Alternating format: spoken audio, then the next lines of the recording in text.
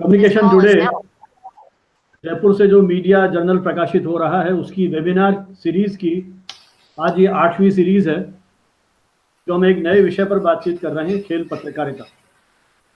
इस webinar series की शुरुआत करने के लिए मैं हमारे इस सीरीज की ऑर्गेनाइजिंग सेक्रेटरी हैं डॉक्टर उषा साहनी, उनसे अनुरोध करूंगा कि वे इस कार्यक्रम को शुरू करें। डॉक्टर उषा साहनी मेरठ में शहीद Mangal Pandey PG girls college वहाँ अंग्रेजी विभाग में व्याख्याता हैं और स्वयं भी कथाकार, कवियत्री हैं और साहित्य की विभिन्न विधाओं में नियमित रूप से लिखती रही हैं।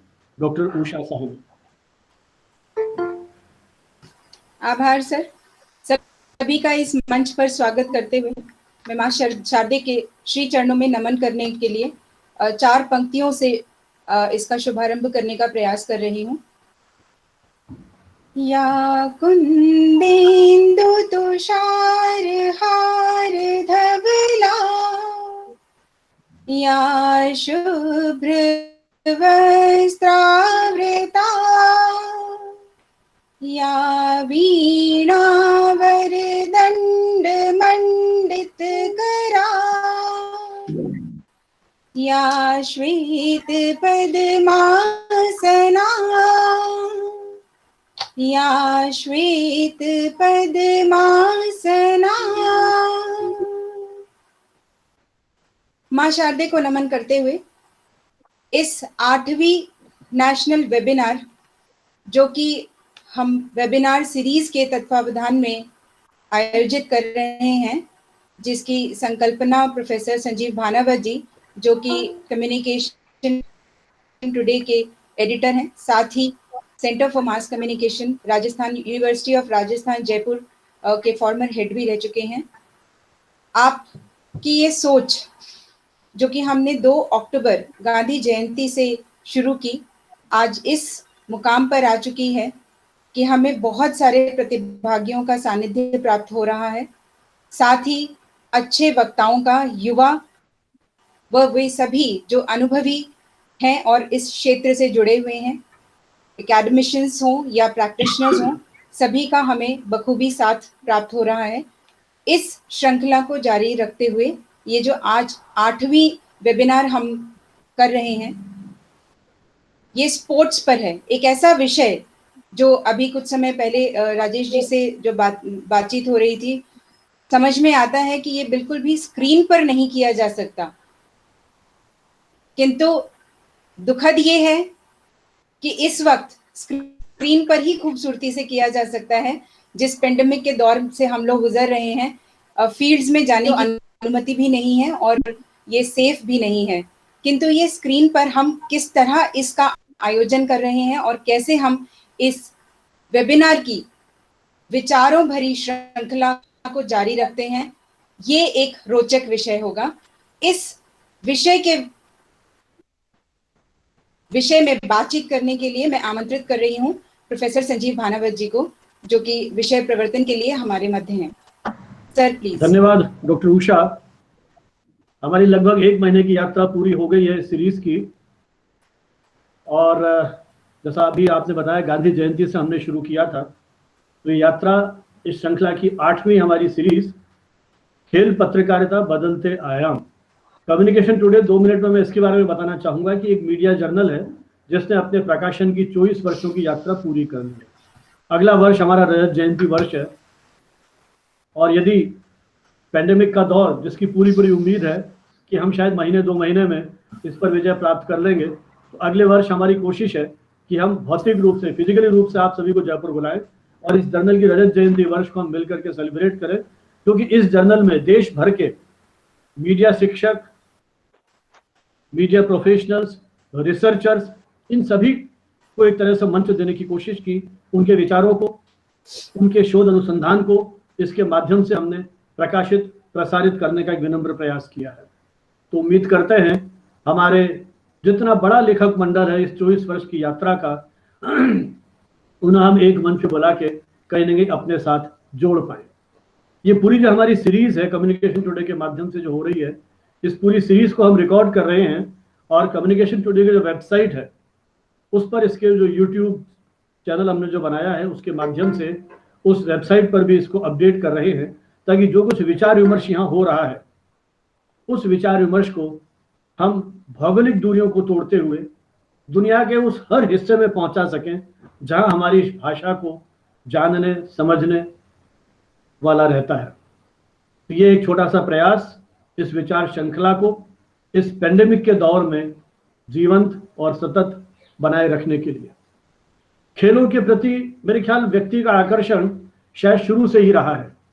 जब से सभ्यता की शुरुआत हुई होगी तब से वो भले ही फॉर्मल खेलों का नाम न दिया गया हो, लेकिन उसके जीवन का जो उमंग और उत्साह है वो कहीं उसकी इन शारीरिक गतिविधियों के माध्यम से व्यक्त होता रहा होगा। बहुत पुरानी बात नहीं है, जब हम स्कूल में पढ़ते थे तो बहुत सारे गेम थे, गिल्ली डंडा हम खेलते थे। कल मैं कोई एक शो देख रहा था टीवी पर, कंचों की बात आई, मुझे भी वो दिन याद आ गए जब हम जेबों में कंचे भर भर के वो खड्डे खोद के कंचों खेला करते थे और डिब्बे में भर भर के वो कंचे ले जाते थे, है ना। फिर सितोलिए खेलते थे, पैल दूज के, पता नहीं कितने सारे वो ट्रेडिशनल गेम्स थे जिनके माध्यम से हम लोग आगे बढ़ते रहे, बड़े होते रहे। फिर स्कूल में पहुंचे जो आधुनिक खेल हैं, हॉकी स्टिक भी कभी हाथ में ली, फुटबॉल भी हाथ में ली, वॉलीबॉल से भी अपने अंगूठे तोड़वाए, है ना। तो इस तरह के बहुत सारे अनुभव मेरे ख्याल हम सबको अपने जीवन में रहे होंगे। लेकिन पता नहीं किस दौर में किसी ने ये लिख दिया, पढ़ोगे लिखोगे बनोगे नवाब, खेलोगे कूदोगे बनोगे खराब। उस दौर से हम बाहर निकले और अब जो खेलों की दुनिया आ गई है, खेलों के साथ जितनी पद और प्रतिष्ठा जुड़ गई है, जो ग्लैमर जुड़ गया है, और इसके साथ जितने घात प्रतिघात षड्यंत्र न जाने क्या क्या जुड़ गए हैं, और खेल पत्रकार कहीं उन पर भी दृष्टिपात करने लगे हैं।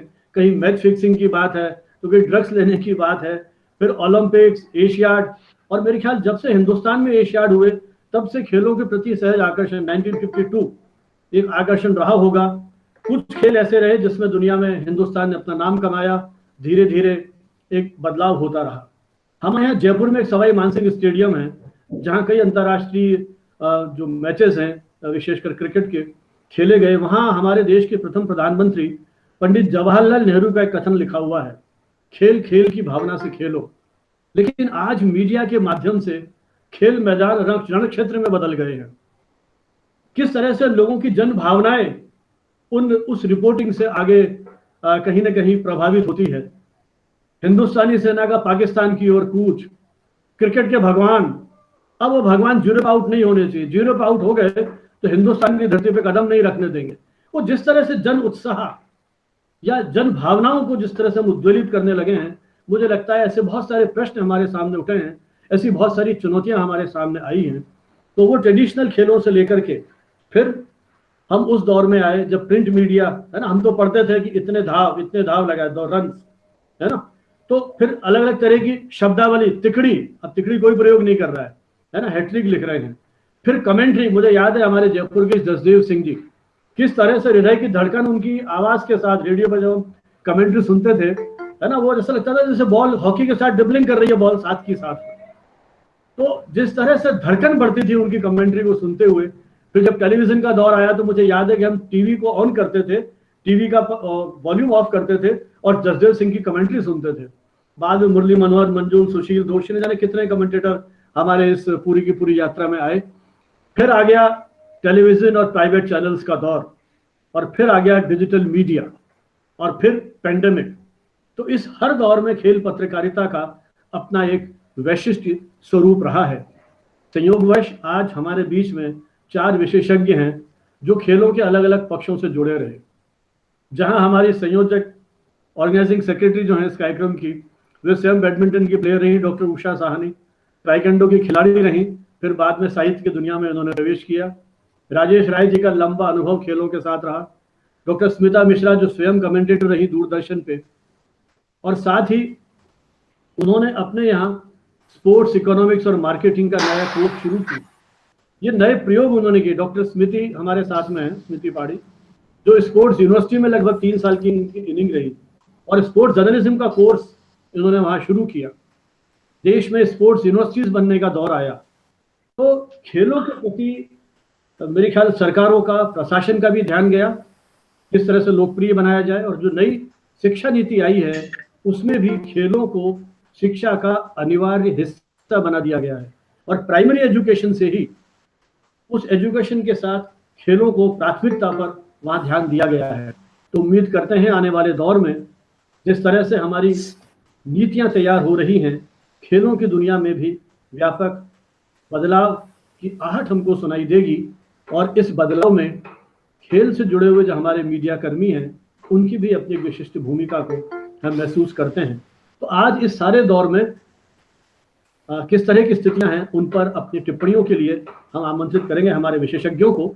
तो उनका एक औपचारिक परिचय देने के लिए और उन्हें औपचारिक रूप से आमंत्रित करने के लिए मैं डॉक्टर उषा साहनी से अनुरोध करूंगा कि वे इस कार्यक्रम को आगे बढ़ाएं। Doctor Usha Sahni. Thank you so much, sir. We are fortunate that once again we have this young dynamic speaker amongst us, Dr. Smriti Padi, who has first speaker of the first webinar of ours, which was earlier also I told that, which was held on 2nd of October on Gandhi Jayanti.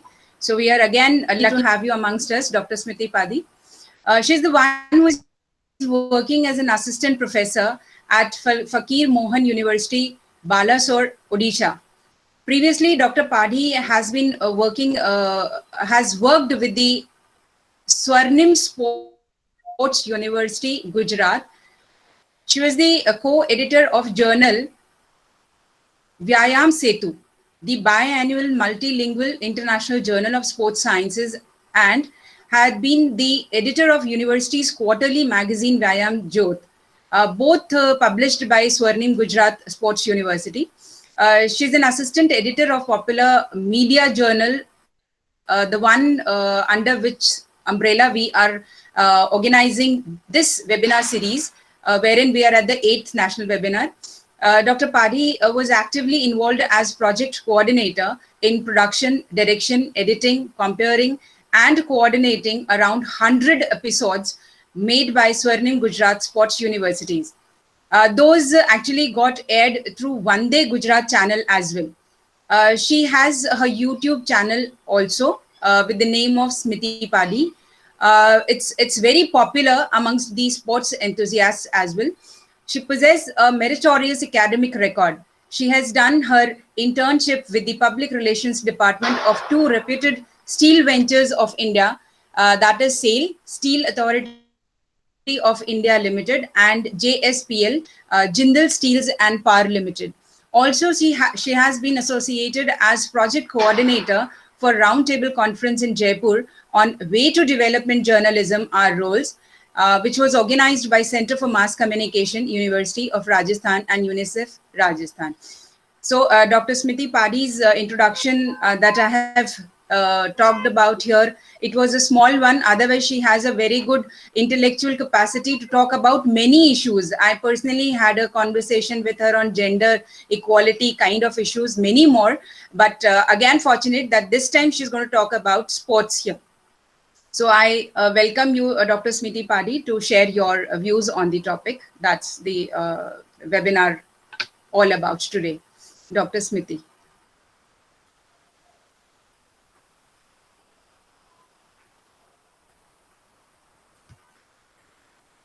Dr. Smriti, are you able to listen to me? Kindly unmute yourself. We can't see your video as well. Can you hear me now? Yes, yes. Okay. Yeah, you're visible as well. Thank you. Thank you for your kind words, Dr. Usha. It was indeed a very long introduction, and I'm really humbled by your words. Thank you, Bhanavat sir, for inviting me yet again. Communication today is indeed one of the most popular communication journals of our country, and I am very fortunate to having got this opportunity to be associated with the journal.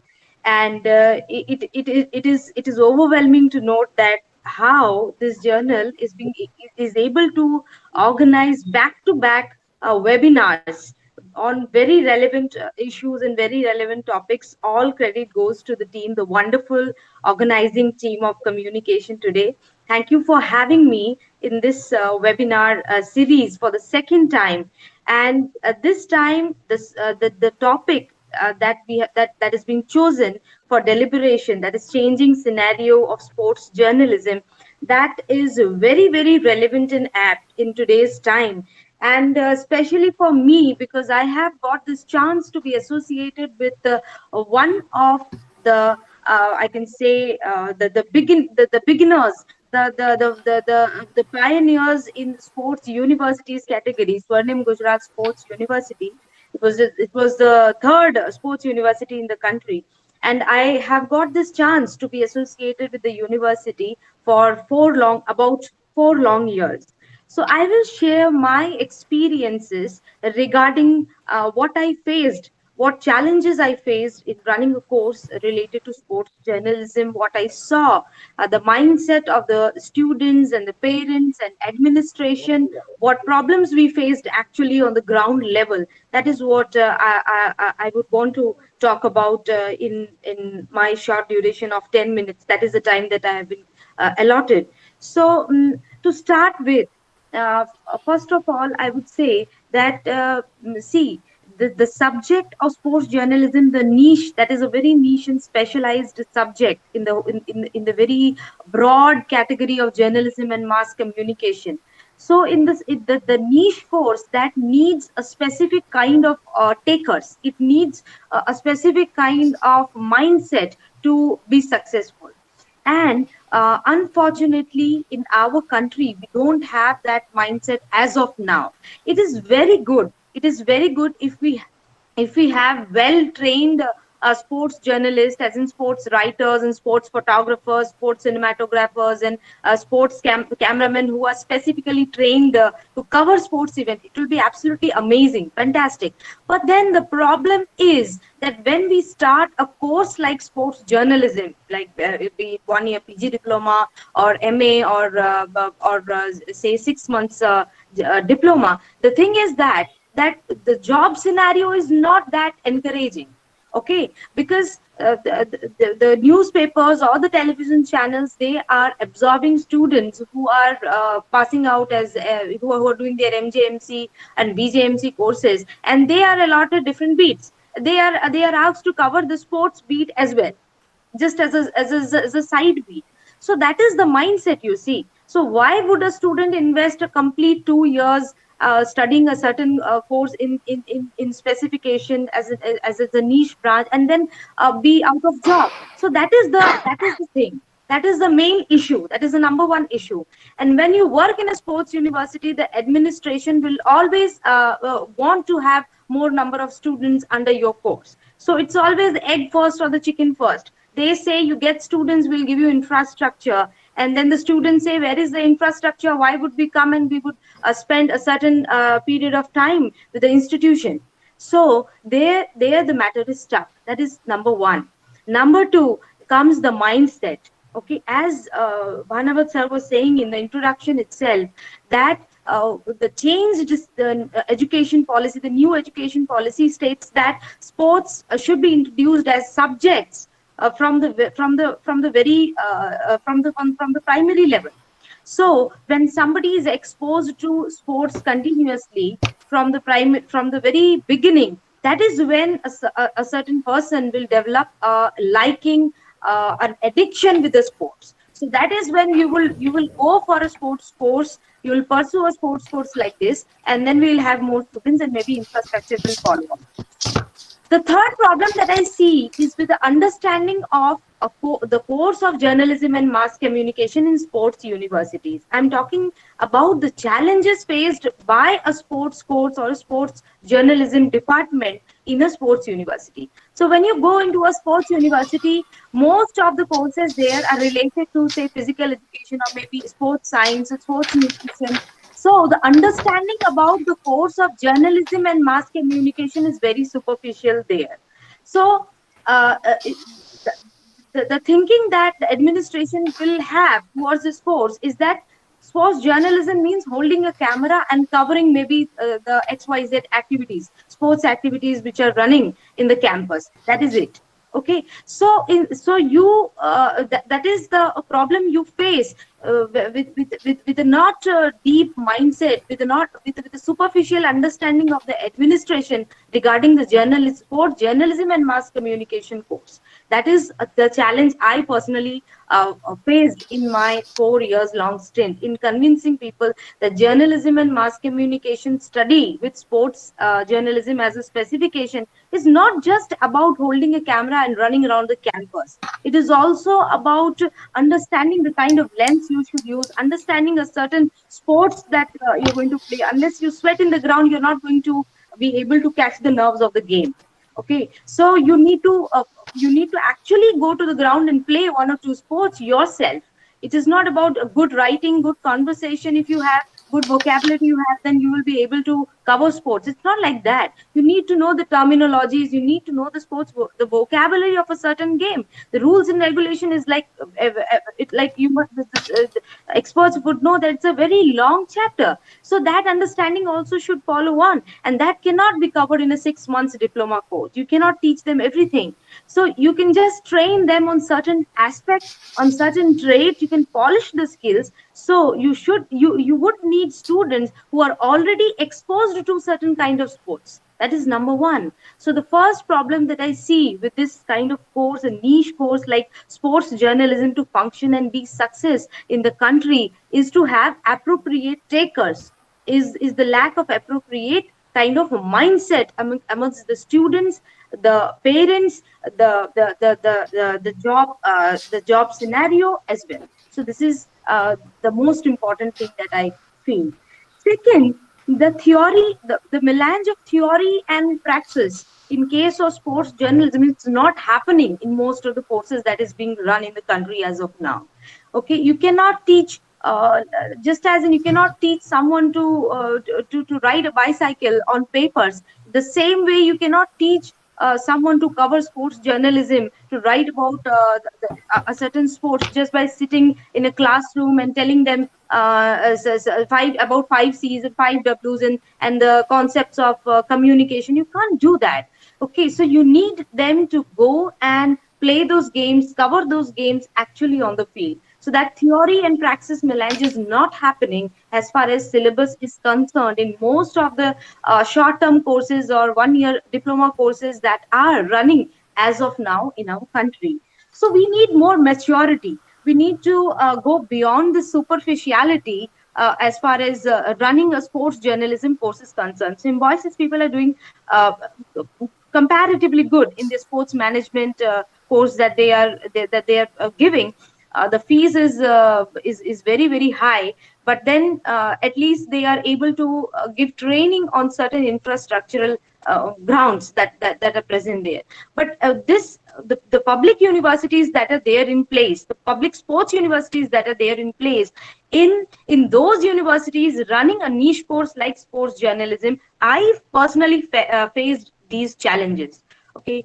So to convince the administration on one hand about the course curriculum and the depth of a sports journalism course, that was a challenge. And second, to go out in the market and find students who are having interest in sports, plus their parents would be supportive, and then when they come to the institution, pursuing the course with the same zeal and enthusiasm, that was challenge number 2. And the most biggest challenge that I faced is placing those students in appropriate organizations with good or decent salary. That was again a problem. You see, in Times of India, in big newspapers also, for decades, this sports department was taken as a toy department. It was just like, it was not taken as seriously as a political beat, or maybe say crime or business or others. It was just taken as a toy department. So it is just in the recent years, or maybe say in the last decade or so, after the heavy commercialization of sports in our country,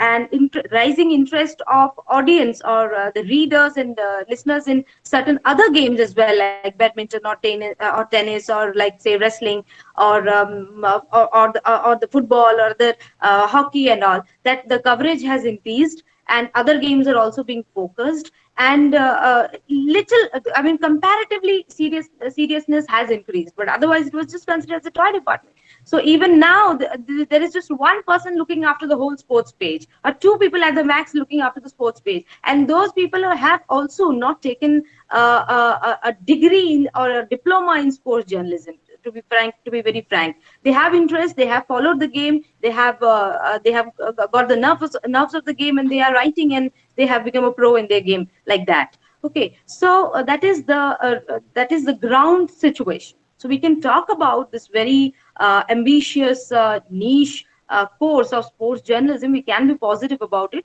but we have to also have these challenges, the ground reality very clearly before us, if we want to solve it, or if we want to make a change. I'm very hopeful that after this new education policy introducing sports from the very beginning, from a primary level, I'm damn sure that the interest of people by and large would increase. More and more people will be associated with sports. Once they are associated with the sports from a very early level, then they would like to go for attaching themselves with a certain kind of sports in one or the other way, be it playing, or be it coaching, or be it like say a sports nutrition, or sports covering sports like sports journalism or photography or making sports and whatsoever. They would like to associate themselves with sports for the rest of their lives. So that is going to change. I'm very positive about it. And with this, I rest my case. I would put an end to my lecture here.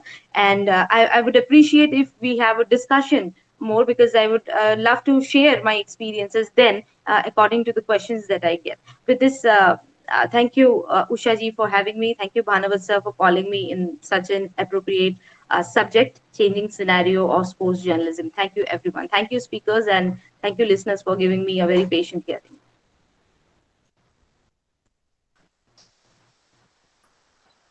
Thank you so much, Dr. Smriti. Definitely, the end note that you gave here, that was full of optimism. You are continuously pointing out towards the hope that the things, that the problems, the issues that you have put across the platform, that how the issues are there which are on the ground, which you feel like these are very simple things, but as you already have such a wide experience about the particular stream, you yourself has done so much in practical capacity, so you can understand that what are the real problems that you have faced and otherwise people face when they enter into this field.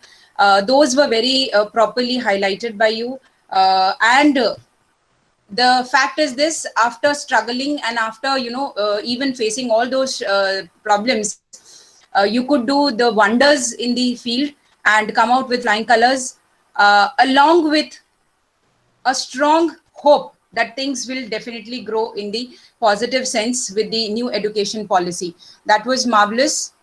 Wonderful talk by Dr. Smriti Padi. And definitely by the end of the session, when all these speakers will complete their sharing of their insights, we will have a question and answers round, and definitely we'll get a good experience to talk by you as well there. Thank you so much, Dr. Smriti, for being with us once again. Now I would like to call upon Dr. Ashish Dwivedi.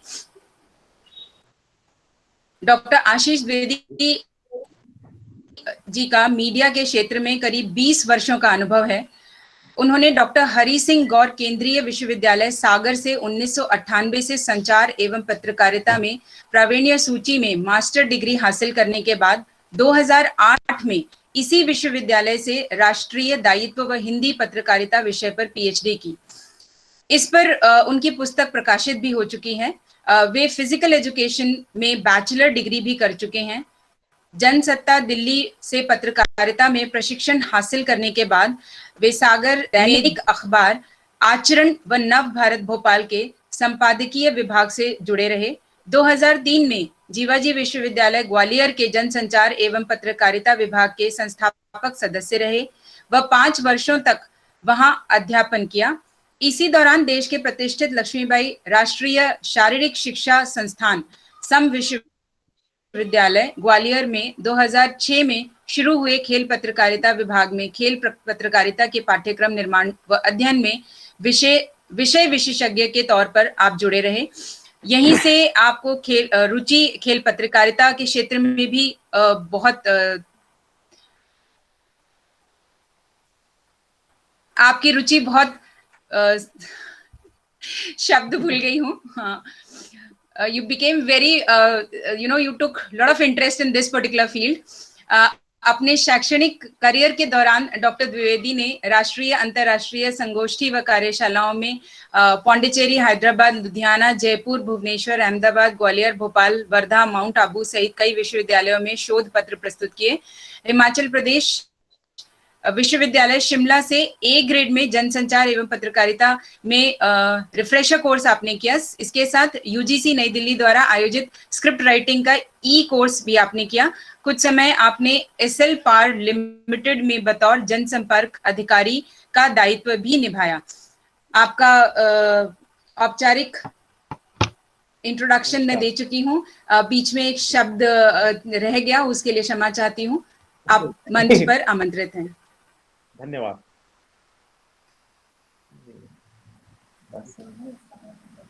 नमस्कार। सबसे पहले आदरणीय Bhanawat sir का कि जो ये मुहिम चलाए हुए हैं जनसंचार एवं पत्रकारिता के हम जैसे प्रशिक्षुओं के लिए, और ये अद्भुत मुहिम उनकी कई वर्षों से मैं देख रहा हूँ। जब वो जो जयपुर में भी बहुत सारे आयोजन करते रहते थे, मीडिया कॉन्फ्रेंसेस करते रहते थे, उनका बहुत बहुत आभारी हूँ कि वो हम जैसे नए युवाओं के लिए भी अवसर देते हैं। मैं बहुत आभारी हूँ मैडम उषा मैडम का कि उन्होंने मेरा विस्तार से परिचय दिया और बहुत सुंदर तरीके से उन्होंने परिचय दिया। उनका भी आभारी हूँ। बहुत अच्छे से वो कंडक्ट कर रही हैं पूरे सेमिनार के लिए, वेबिनार के लिए। मूलतः मुझे जो खेल पत्रकारिता के बारे में बहुत सा अनुभव अभी हुआ है, मैंने एक पुस्तक भी लिखी है खेल पत्रकारिता के आयाम, तो उसमें अभी राजेश राय जी उसमें साथ हैं और भानावत जी ने उसमें प्रस्तावना लिखी हुई है। और स्मिता मैम मुझे लगता है अभी शायद ज्वाइन नहीं किया है, स्मिता मैम ने भी उसमें अपना बड़ा महत्वपूर्ण योगदान दिया है। और हमारे एक विद्यार्थी उमेश राजपूत खेल पत्रकारिता में जागरण में जो काम कर रहा है, तो उन सबके योगदान से मैंने एक पुस्तक तैयार की है। तो मुझे लगता है कि इस समय जो खेल पत्रकारिता के जो परिदृश्य है वह लगातार उसमें परिवर्तन आ रहे हैं। आजादी के पहले की जो खेल पत्रकारिता थी वह अलग तरह की थी, उसमें केवल सूचनाओं का आदान प्रदान होता था और बहुत सीमित संख्या में समाचारों को स्थान मिल पाता था। सबसे पहले जो सूचना मिलती है 1877 में हिंदी प्रदीप नाम का अखबार था, उसने खेल पत्रकारिता की शुरुआत की थी भारत में, ऐसा इतिहास में उल्लेखित है। फिर उसके बाद अमृत बाजार पत्रिका ने खेल पत्रकारिता पर अपना काम शुरू किया, उसने कुछ खेल संवाददाता नियुक्त किए। धीरे धीरे बहुत धीमी गति से हमारे यहाँ खेल पत्रकारिता आगे बढ़ी है। आजादी के समय क्योंकि बहुत सी और भी चैलेंजेस थे देश में, बहुत सी कुरीतियां थी, आजादी की लड़ाई चल ही रही थी, समाज में अपने तरह के संकट थे, उन सामाजिक संकटों से दो चार हो रहे थे हम। और उस समय खेल जैसा विषय तो कहीं केंद्र में था ही नहीं, फोकस में था ही नहीं, इसलिए खेल पर लिखने पढ़ने वाले भी बहुत कम लोग थे। जैसे जैसे हम आजाद हुए, भारत आजाद हुआ और भारत में एशियाड दिल्ली में आयोजित किए गए, उसके बाद धीरे धीरे ही सही लोगों में खेल के प्रति एक उत्साह का माहौल बनना शुरू हुआ। उसका नतीजा ये हुआ कि अखबारों को भी ये समझ में आया कि हाँ, अब खेल को हमें थोड़ा बहुत ही सही स्थान देना पड़ेगा। तो खेलों के लिए छोटे छोटे कॉलम्स में अखबारों ने स्थान देना शुरू भी कर दिया था। लेकिन उस वक्त भी खेल पत्रकारिता को लेकर ऐसा कॉन्सेप्ट नहीं था कि ये मुख्य धारा का कोई विषय है। अभी जैसा सुनने में आया है कि खेल को आज भी बहुत से अखबारों में एक तरह के खिलौना पत्रकारिता कहा जाता है। अच्छा, खेल कवर करते हैं, खेल कवर करना मतलब बहुत हल्का काम माना जाता है, जबकि खेल से ही सारी चीज जुड़ी हुई हैं। हमारे यहाँ कहा भी जाता है कि स्वस्थ शरीर में ही स्वस्थ मस्तिष्क का निवास होता है। सब कुछ कहने के बावजूद जो भी भानावत सर ने बड़ी महत्वपूर्ण बात कही थी कि खेलोगे कूदोगे बनोगे खराब, पढ़ोगे लिखोगे बनो, खेलोगे कूदोगे बनोगे खराब, पढ़ोगे लिखोगे बनोगे नवाब। ये जो एक ट्रेंड दिमाग में लोगों के चला गया है, अब नई जनरेशन के दिमाग में जो पुरानी जनरेशन ने इस तरह का ट्रेंड भर दिया कि खेलने कूदने से आप तो कोई करियर नहीं बनता है, खेल कूद में किसी तरह का करियर है नहीं। ये जो मानसिकता लोगों के दिमाग में भरी हुई है, उस कारण से खेल पत्रकारिता, खेल के क्षेत्र में हम काफी पीछे रह गए। हम जागे तो, लेकिन जागे बहुत देर से, सवेरा हमारा बहुत देरी से हुआ। आजादी के बाद का जो दौर आता है, उसके बाद नया परिदृश्य आता है। सबसे बड़ा बदलाव आया 1982 में, 1982 में जब हमारे यहाँ एशियाड हुए, दिल्ली एशियाड जब हुए तो रंगीन टेलीविजन हुआ। रंगीन टेलीविजन होने के साथ खेल पर जो मैदान थे वो हरे भरे दिखने लगे, लोगों का उत्साह हुआ खेलों को देखने में, खेलों के प्रति थोड़ा सा वो प्रमोट भी हुआ खेलों का। और सबसे बड़ा बदलाव हुआ 1983 में। 1983 में जब भारत वर्ल्ड कप जीता है क्रिकेट का, और कपिल देव का वो फोटो अखबारों में नुमाया होता है जिसमें वह वर्ल्ड कप की ट्रॉफी हाथ में लिए हुए दिखते हैं। सुनील गावस्कर ने साथ में, रवि शास्त्री, श्रीकांत है, सारी टीम साथ में, मोहिंदर अमरनाथ है। तो वो देखकर खेलों के प्रति लोगों का रुझान बहुत तेजी से बढ़ना शुरू हुआ। रातों रात कपिल देव भगवान बन जाते हैं, सुनील गावस्कर भगवान बन जाते हैं, क्रिकेट के देवता के तौर पर उनको पूजा जाने लगता है। और खेल पत्रकारिता फिर, जो पहले कभी हॉकी थोड़ा सा हमारे यहाँ सेंट्रलाइज था, हॉकी केंद्रित थी, क्योंकि हॉकी में हम ओलंपिक में लगातार जीत रहे थे, हमारा बहुत अच्छा प्रदर्शन ओलंपिक में हॉकी में रहा है। मेजर ध्यानचंद, कैप्टन रूप सिंह का नाम आता है इतिहास में, बड़े नाम आते हैं। उसके बाद क्रिकेट हमारे यहाँ का अघोषित तौर पर इसे ही राष्ट्रीय खेल बन गया। हॉकी में हम लगातार पीछे के पायदान पर जा रहे थे, और क्रिकेट में हमने जब वेस्ट इंडीज को मात दी वर्ल्ड कप फाइनल में, तो ये रातों रात सुपरस्टार बन के हमारे यहाँ उभर गए। हर बच्चा देश में गली मोहल्लों में क्रिकेट का बल्ला थामने लगा, और उसको लगता है कि मैं भी गावस्कर या कपिल जैसा ही कहीं ना कहीं बनूंगा। तो ये बदलाव कहीं ना कहीं आजादी के बाद 1982-83 के बाद का जो दौर है उसमें बहुत तेजी से आया। तीसरा जो फेज आया हमारे यहाँ खेल पत्रकारिता में, वो आया जब टेलीविजन जर्नलिज्म आया 2000 में, 1999 के लगभग जब टेलीविजन मीडिया आया, तो उसमें खेल को लेकर और प्रमोट किया जाने लगा। खेल की खबरें आने लगी, खेल के समाचारों को लेकर एनालिसिस होने लगे, विश्लेषण होने लगे, समीक्षाएं होने लगी, बहुत कुछ होने लगा। तो धीरे धीरे एक बदलाव ये आया कि जब हमने 2000 में आज तक प्राइवेट चैनल्स आए, उसमें खेल को लेकर विशेष कार्यक्रम भी दिए जाने लगे। एक दौर ये आया, अब लगातार चल रहा था। फिर जो बदलाव खेल पत्रकारिता में आया, एक रिपोर्टिंग ऐसी भी हुई कि जब मैच का मुजरिम कौन, एक नेगेटिव रिपोर्टिंग का भी दौर आया हमारे यहाँ, जिसमें लगातार टेलीविजन चैनल्स पर अगर आज आपने मैच हमें हरा दिया है तो मैच का मुजरिम कौन करके अलग से एपिसोड बनाए गए, और बुरी तरह से सारे लोग पैनलिस्ट मिलकर जिस खिलाड़ी का प्रदर्शन गड़बड़ था, जिसके कारण ये मैच हम हार गए, उसको लेकर बुरी तरह से उसको जलील किया जाने लगा, उसको डिमोरलाइज किया जाने लगा। एक पत्रकारिता ये भी रही, लेकिन बड़ा अच्छा रहा कि उससे हम उबर पाए। और अब ये पत्रकारिता का दौर नया आया, फिर आईपीएल कल्चर आया हमारे यहाँ। आईपीएल कल्चर आने के बाद गुरुनाथन का मामला है, और कई तरह के जो कंट्रोवर्सीज थी वह खबरें बनने लगी। टेलीविजन जर्नलिज्म में कंट्रोवर्सी को जल्दी खबर बनाया जाता है प्रिंट मीडिया के कंपैरिजन में, मुझे जो लगा तो वहां कंट्रोवर्सी का एपिसोड अलग से बनाए जाने लगे। मैच फिक्सिंग के ढेर सारे प्रकरण आए, श्री संत का प्रकरण हुआ, उसके पहले अजरुद्दीन का, अजय जडेजा का, इन प्रकरणों को लेकर बहुत सनसनीखेज तरीके से टेलीविजन मीडिया ने उठाया और उनके अलग से एपिसोड भी बनाने शुरू कर दिए। तो एक दौर ये आया खेल पत्रकारिता का। आज का जो दौर है, अब कोविड के दौर में खेल पत्रकारिता अलग ढंग से हमारे सामने आ रही है, क्योंकि खेल के रिपोर्टिंग, अभी जो राजेश जी ने कहा कि खेल के मैच हो नहीं रहे हैं, अब खिलाड़ियों से सीधा संपर्क भी खत्म हो रहा है।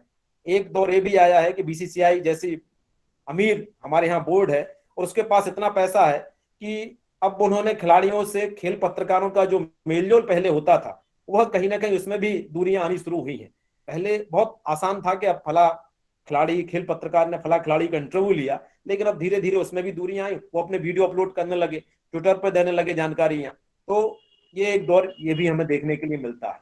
तो कहीं ना कहीं इतने सारे फेजेस, जो सिनेरियो बदल रहा है खेल पत्रकारिता का, और उसमें अभी और बदलाव भी आने की उम्मीद है, मुझे लगता है आने वाले समय में। अब जो हम देख रहे हैं, डिजिटल मीडिया आया है, उसमें खेल पत्रकारिता अलग ढंग से, कई तरह के ब्लॉग्स आ गए हैं, पोर्टल्स आ गए हैं, तो खेल पत्रकारिता अलग ढंग से हम देखने को मिल रही है। लेकिन इस सारे दौर में एक बड़ा संकट ये है कि खेल पत्रकारिता के जो पाठ्यक्रम है, जो हमारे मीडिया संस्थानों में खेल पत्रकारिता पढ़ाई जा रही है, उसमें से जहां तक मैं विश्वविद्यालयों से भी जुड़ा रहा हूँ, और खेल पत्रकारिता विभाग की मैंने ग्वालियर में स्थापना में भी बड़ा योगदान था, जो नेशनल फिजिकल एजुकेशन है, रानी लक्ष्मीबाई, तो वहां मैंने देखा है कि वहां हमारे पास रिसोर्सेस पूरे थे। एक तो खेल के मैदान थे, खिलाड़ी भी थे, कोच भी थे, तो साथ में हम लोग पत्रकारिता से जुड़े हुए लोग थे, तो एक अलग एटमॉस्फेयर मिलता था। और वहां खेल पत्रकारिता पढ़ाना मुझे लगता है ज्यादा आसान था, क्योंकि हम प्रैक्टिकल भी चीजें दिखा पाते थे। अगर हम बैडमिंटन कोर्ट की बात करेंगे, बास्केटबॉल कोर्ट की बात करेंगे, या स्टेडियम की बात करेंगे, तो वो सारी चीजें हम जाके बच्चों को फील्ड में दिखा भी सकते थे। उसी का नतीजा था कि वहां से जो खेल पत्रकार निकले हैं, वह देश भर के मीडिया संस्थानों में बहुत बेहतर तरीके से काम भी कर रहे हैं। तो ये कहीं ना कहीं खेल पत्रकारिता को हमें प्रायोगिक बनाना पड़ेगा। उसके पाठ्यक्रम आज दुर्भाग्य से सारे मीडिया के जो सिलेबस है हमारे, उसमें वैकल्पिक तौर पर, ऑप्शनल के तौर पर है कि आपको 5 पेपर दिए गए हैं, उसमें से आप एक कोई चुन लीजिए। तो बहुत कम लोग हैं जो खेल पत्रकारिता चुनते हैं, कोई आर्ट एंड कल्चर चुन लेता है, कोई डिफेंस जर्नलिज्म चुन लेता है, अलग अलग लोग अलग अलग, तो भी विकल्प के तौर पर उसको रखा गया। जिस तरह विश्वविद्यालयों में हम देखते हैं कि पत्रकारिता विभागों को आज आजादी के करीब 50-60 साल होने के बाद भी खेल पत्रकारिता विभागों को मुख्य धारा में ना जाने क्यों नहीं रखा गया। आज भी कहीं हिंदी का विभाग होगा तो वो खेल पत्रकारिता का हेड है, कहीं इतिहास का होगा तो वो खेल पत्रकारिता का हेड है। उसी तरह की स्थिति मध्य प्रदेश के विश्वविद्यालयों में देखता हूं। मध्य प्रदेश विश्वविद्यालय में भी पत्रकारिता के जो विभाग है स्थिति ठीक नहीं है। ढेर सारे विभागों में अभी भी, जो हमारे सागर यूनिवर्सिटी में मैं अपनी बात करता हूँ, यहाँ पिछले 20 साल से स्पोर्ट्स या फिजिकल एजुकेशन का जो परमानेंट हेड है वो नहीं है। उसकी बजाय एक जियोलॉजी का प्रोफेसर को उसका चार्ज दिए हुए। तो ये जो कंडीशंस हम देखते हैं कि अभी तक स्पोर्ट्स को लेकर हमारी गवर्नमेंट, हमारी स्पोर्ट्स की पॉलिसी, हमारा सेंट्रल और स्टेट की जो पॉलिसीज हैं उनमें डिफरेंसेस काफी ज्यादा हैं। ऐसा क्यों है कि हरियाणा में इतना कुछ बैकवर्ड होने के बाद भी वहां की लड़कियां स्पोर्ट्स में नंबर काम कर रही हैं। बाकी जो कंट्री, बाकी जो हमारे स्टेट्स हैं, मैं बात करूं मध्य प्रदेश की, राजस्थान की, यूपी की, बहुत सारे स्टेट्स नहीं, 10-8 करोड़ की आबादी वाले जो स्टेट्स हैं वहां से आखिर खिलाड़ी निकल क्यों नहीं रहे हैं, इस पर कोई रिसर्च क्यों नहीं करता। हरियाणा से इतने खिलाड़ी, गीता फोगाट, बबीता फोगाट से लेकर रानी रामपाल से लेकर कई सारे खिलाड़ी, कपिल देव से लेकर लड़कियां भी बहुत सारी निकली हरियाणा से। इसके पीछे बैकवर्ड माना जाता है खासतौर पर जेंडर को लेकर। उसके बावजूद हरियाणा खिलाड़ियों के मामले में नंबर 1 क्यों है? वहां कितनी सुविधाएं दी जा रही है सरकार की तरफ से। अभी गवर्नमेंट ने वहां पर स्पोर्ट्स यूनिवर्सिटी हरियाणा में स्वीकृत कर दी, कपिल देव को उसका वाइस चांसलर बनाने का काम चल रहा है। मणिपुर में भी स्पोर्ट्स यूनिवर्सिटी की बात आ रही है, अभी गुजरात में पुणे में स्पोर्ट्स यूनिवर्सिटीज हैं। तो स्पोर्ट्स को लेकर जो अवेयरनेस है वो बड़ी आहिस्ता आहिस्ता धीरे धीरे हमारे यहाँ आ रही है। इस कारण से जिस ढंग से खेल पत्रकारिता को आगे बढ़ना चाहिए था, उस ढंग से हमारे खेल पत्रकारिता या खेलों का माहौल बन नहीं पाया। ऐसा क्यों है कि ओलंपिक में हमारे जो टोटल मेडल्स हैं उससे ज्यादा मेडल्स या उससे ज्यादा गोल्ड माइकल फेल्प्स के पास है। इस बारे में कभी हमने इस ढंग से सोचा ही नहीं कि क्या वजह है कि हम आबादी के मामले में इतने आगे बढ़ चुके हैं। 130 करोड़ की आबादी में तो प्रभास जोशी का एक संपादकीय मुझे याद आता है, जो मैंने इसका जिक्र किया था। तो प्रभास जी ने कहा था कि हम लोग खेल प्रेमी देश हैं, खिलाड़ी देश नहीं है। जिस दिन हम खिलाड़ी देश हो जाएंगे उस दिन चीजें ऑटोमेटिक बदलनी शुरू हो जाएंगी। उन्होंने सवाल किया था कि कितने लोग हैं जो बिना नांगा वो सारे खेल खेलते हैं जो ओलंपिक में खेले जाते हैं, कितने लोग हैं जो सुबह आपको मैदान पर दौड़ते हुए दिख जाएंगे, और कितने लोग हैं जो खेलों में करियर बनाने को लेकर अपना योगदान देने के लिए बैठे हुए तत्पर है। तो इस परसेंटेज में जो हमारे स्पोर्ट्स लिटरेसी है वह बहुत कम है अमेरिका और चाइना की तुलना में। कहीं 55% है, हमारे यहाँ 2% लोग खेलों के बारे में जानते हैं, 3% लोगों को खेलों के बारे में जानकारी है। हम गली मोहल्लों का क्रिकेट तो खेलते हैं, बैडमिंटन खेलते हैं, लेकिन जब मैदान में जाने की स्थिति होती है तब वहां पर हम फुस्त हो जाते हैं। उसकी वजह क्या है? तो एक रिसर्च ऐसा भी हुआ है कि हमारे यहाँ जीन को लेकर भी प्रॉब्लम है। एक शेर अली खान थे जिन्होंने डीएनए को लेकर और हमारे जीन को लेकर, अनुवांशिकी को लेकर कहा है कि हमें क्या उतना दमखम नहीं है कि हमें फुटबॉल की टीम नहीं दे पाए। इस पर कभी किसी ने रिसर्च नहीं किया कि आबादी में 123 करोड़ होने के बाद हमें फुटबॉल की वर्ल्ड कप में क्वालिफाई करने लायक टीम आखिर अभी तक क्यों नहीं दे पाया भारत।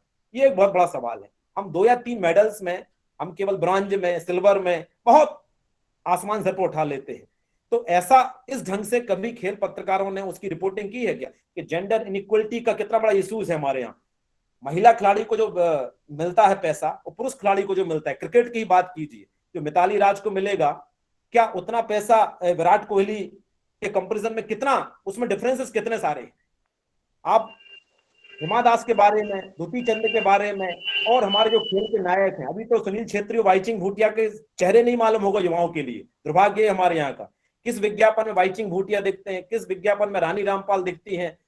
केवल 5 या 6 खिलाड़ी नुमाया होते हैं मीडिया में, पीवी सिंधु से लेकर विराट कोहली से लेकर। मैं किसी की आलोचना नहीं कर रहा हूं, लेकिन मीडिया ने हमारे यहाँ की जो गुमनाम प्रतिभाएं हैं, जो बाकी के खेल हैं, उनको उस ढंग से अभी तक एक्सपोजर मिले ही नहीं। मेरी अपनी मान्यता है, मैं जो अपना रिसर्च किया है मैंने, तो जब तक उन खेलों को, माइकल फरेरा को कितने लोग जानते हैं? तो माइकल फरेरा की तस्वीर अगर बच्चों के सामने रखूंगा तो क्या हमारी नई जनरेशन जानती है कि हमारे बिलियर्ड्स का नायक माइकल फरेरा, या हमारे यहाँ गीत सेठी भी एक बड़ा नाम है, या पंकज अडवाणी का नाम कितने लोग जानते हैं? गिने चुने चेहरे ही नुमाया होते हैं विज्ञापनों में, टेलीविजन में, मीडिया में।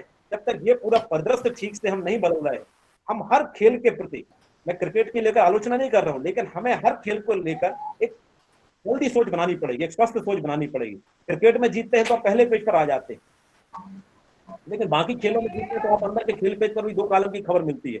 मैंने एक फोटो अपने उसमें डाला है, कबड्डी का विश्व कप लेके जो हमारी लड़कियां आई थी, उनको ऑटो में आना पड़ा था, ऑटो में आना पड़ा था। और कई सारे खिलाड़ी आज भी आशीष जी, आशीष जी, आशीष जी, समय हो रहा होगा। आशीष जी, जी हाँ, बस क्योंकि आपका जो वक्तव्य बहुत इंटरैक्टिव है, क्वेश्चंस में हम आपको टाइम देना चाहेंगे। नहीं, आप इसे वाइंड अप कर लीजिए, आराम से वाइंड अप तो ये सारी बातें जब खेल पत्रकारिता के परिदृश्य में आएंगी तो मुझे लगता है कि खेलों में हमारे नई पीढ़ी को लाना और पेरेंट्स को इस बारे में बताना कि खेलों में भी बहुत बड़ा करियर है, हम उनको ये समझाना पड़ेगा। चाइना किस ढंग से काम कर रहा है, शुरू से ही बच्चों को लेकर वह काम शुरू कर देता है। स्कूल में खेल के मैदान नहीं है, स्कूलों की स्थिति, गवर्नमेंट स्कूल में तो बहुत बुरी स्थितियां हैं, खेल के पीरियड्स खत्म हो गए। तो ऐसी विपरीत परिस्थितियों में हमें देश को लिए अच्छे खिलाड़ी पैदा करना वास्तव में चुनौती है, भूमिका निभाएगा ऐसी मुझे उम्मीद है। मुझे आपने वक्त दिया, मैं वक्त से ज्यादा इसलिए भूल गया क्योंकि मैं इतना कुछ लिखा है भी इस बारे में, तो पूरा भी माइंड में भरा हुआ है, तो मुझे लगा कि मैं बहुत सी बातें बोलूं पर समय की कमी है। बहुत बहुत धन्यवाद करूंगा मैं आदरणीय भानावत जी का, उन्होंने बहुत प्रासंगिक मुद्दे पर और मेरे मन के विषय पर, छू लेने वाले विषय पर ये वेबिनार रखा है। उनका प्रस्तावना है और किताब भी मेरी जल्दी आने वाली है और मैं आपसे शेयर करूंगा। बहुत बहुत धन्यवाद आपका मैडम कि आपने मुझे समय दिया, थोड़ा सा आपकी लक्ष्मण रेखा पार कर गया, उसके लिए मैं क्षमा चाहता हूँ। बहुत बहुत धन्यवाद आप सभी का, आपने मुझे सुना। नमस्कार।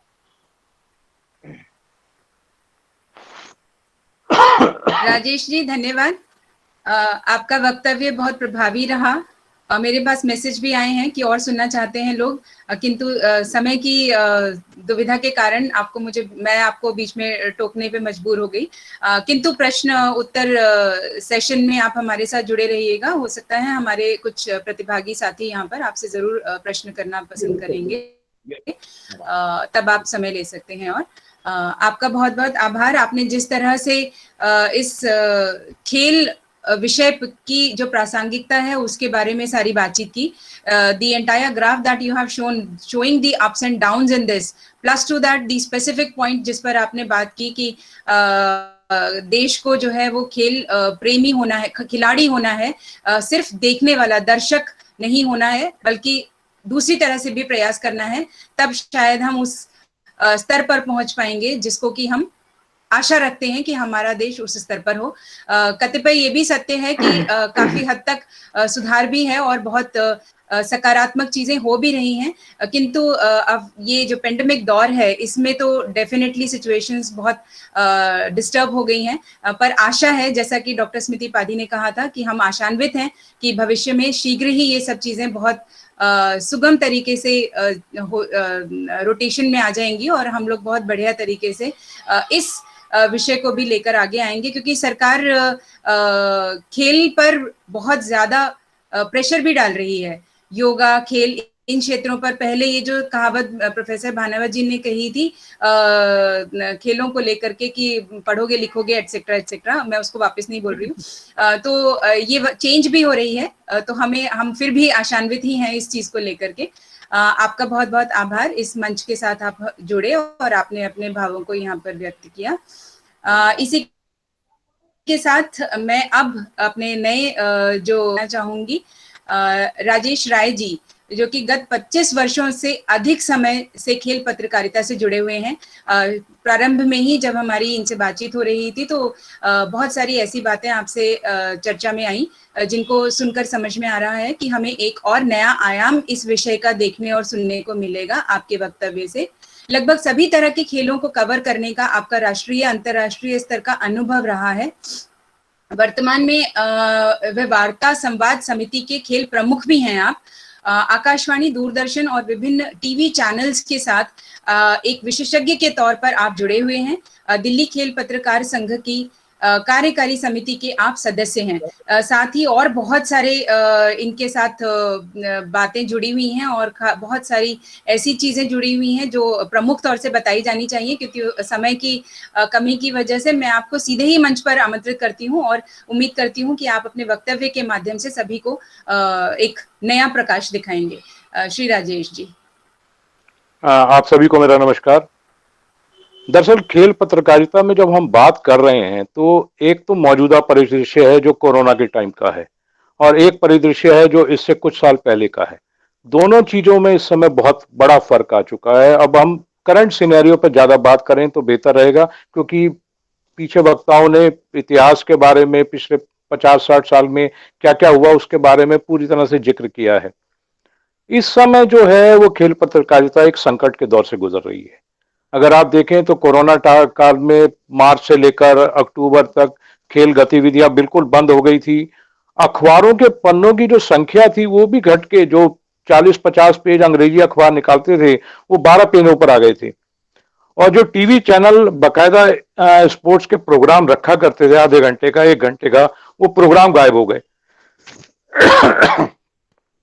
इसका नुकसान क्या हो रहा है? इसका नुकसान खेल पत्रकारिता को सीधे हो रहा है कि अब आपके पास दिखाने के लिए कुछ भी नहीं है। अगर हम करंट में देखें माफी चाहूंगा, करंट में देखें तो अखबारों में जो हिंदी अखबार हैं वहां पर खेल पेज पिछले कुछ महीनों के दौरान घट के 1/4 रह गए थे या आधे पेज में खेल की खबरें आ रही थी। अंग्रेजी अखबार जो 3 से 4 स्पोर्ट्स पेज दिया करते थे उनकी संख्या घटकर 1 पेज पर आ गई थी। जो अखबारों में काम करने वाले, जो स्पोर्ट्स में फील्ड में काम करने वाले लोग थे, जो रिपोर्टर्स थे या जो डेस्क पे काम करने वाले लोग थे, उनकी संख्या में बहुत बुरी तरह से कटौती की गई।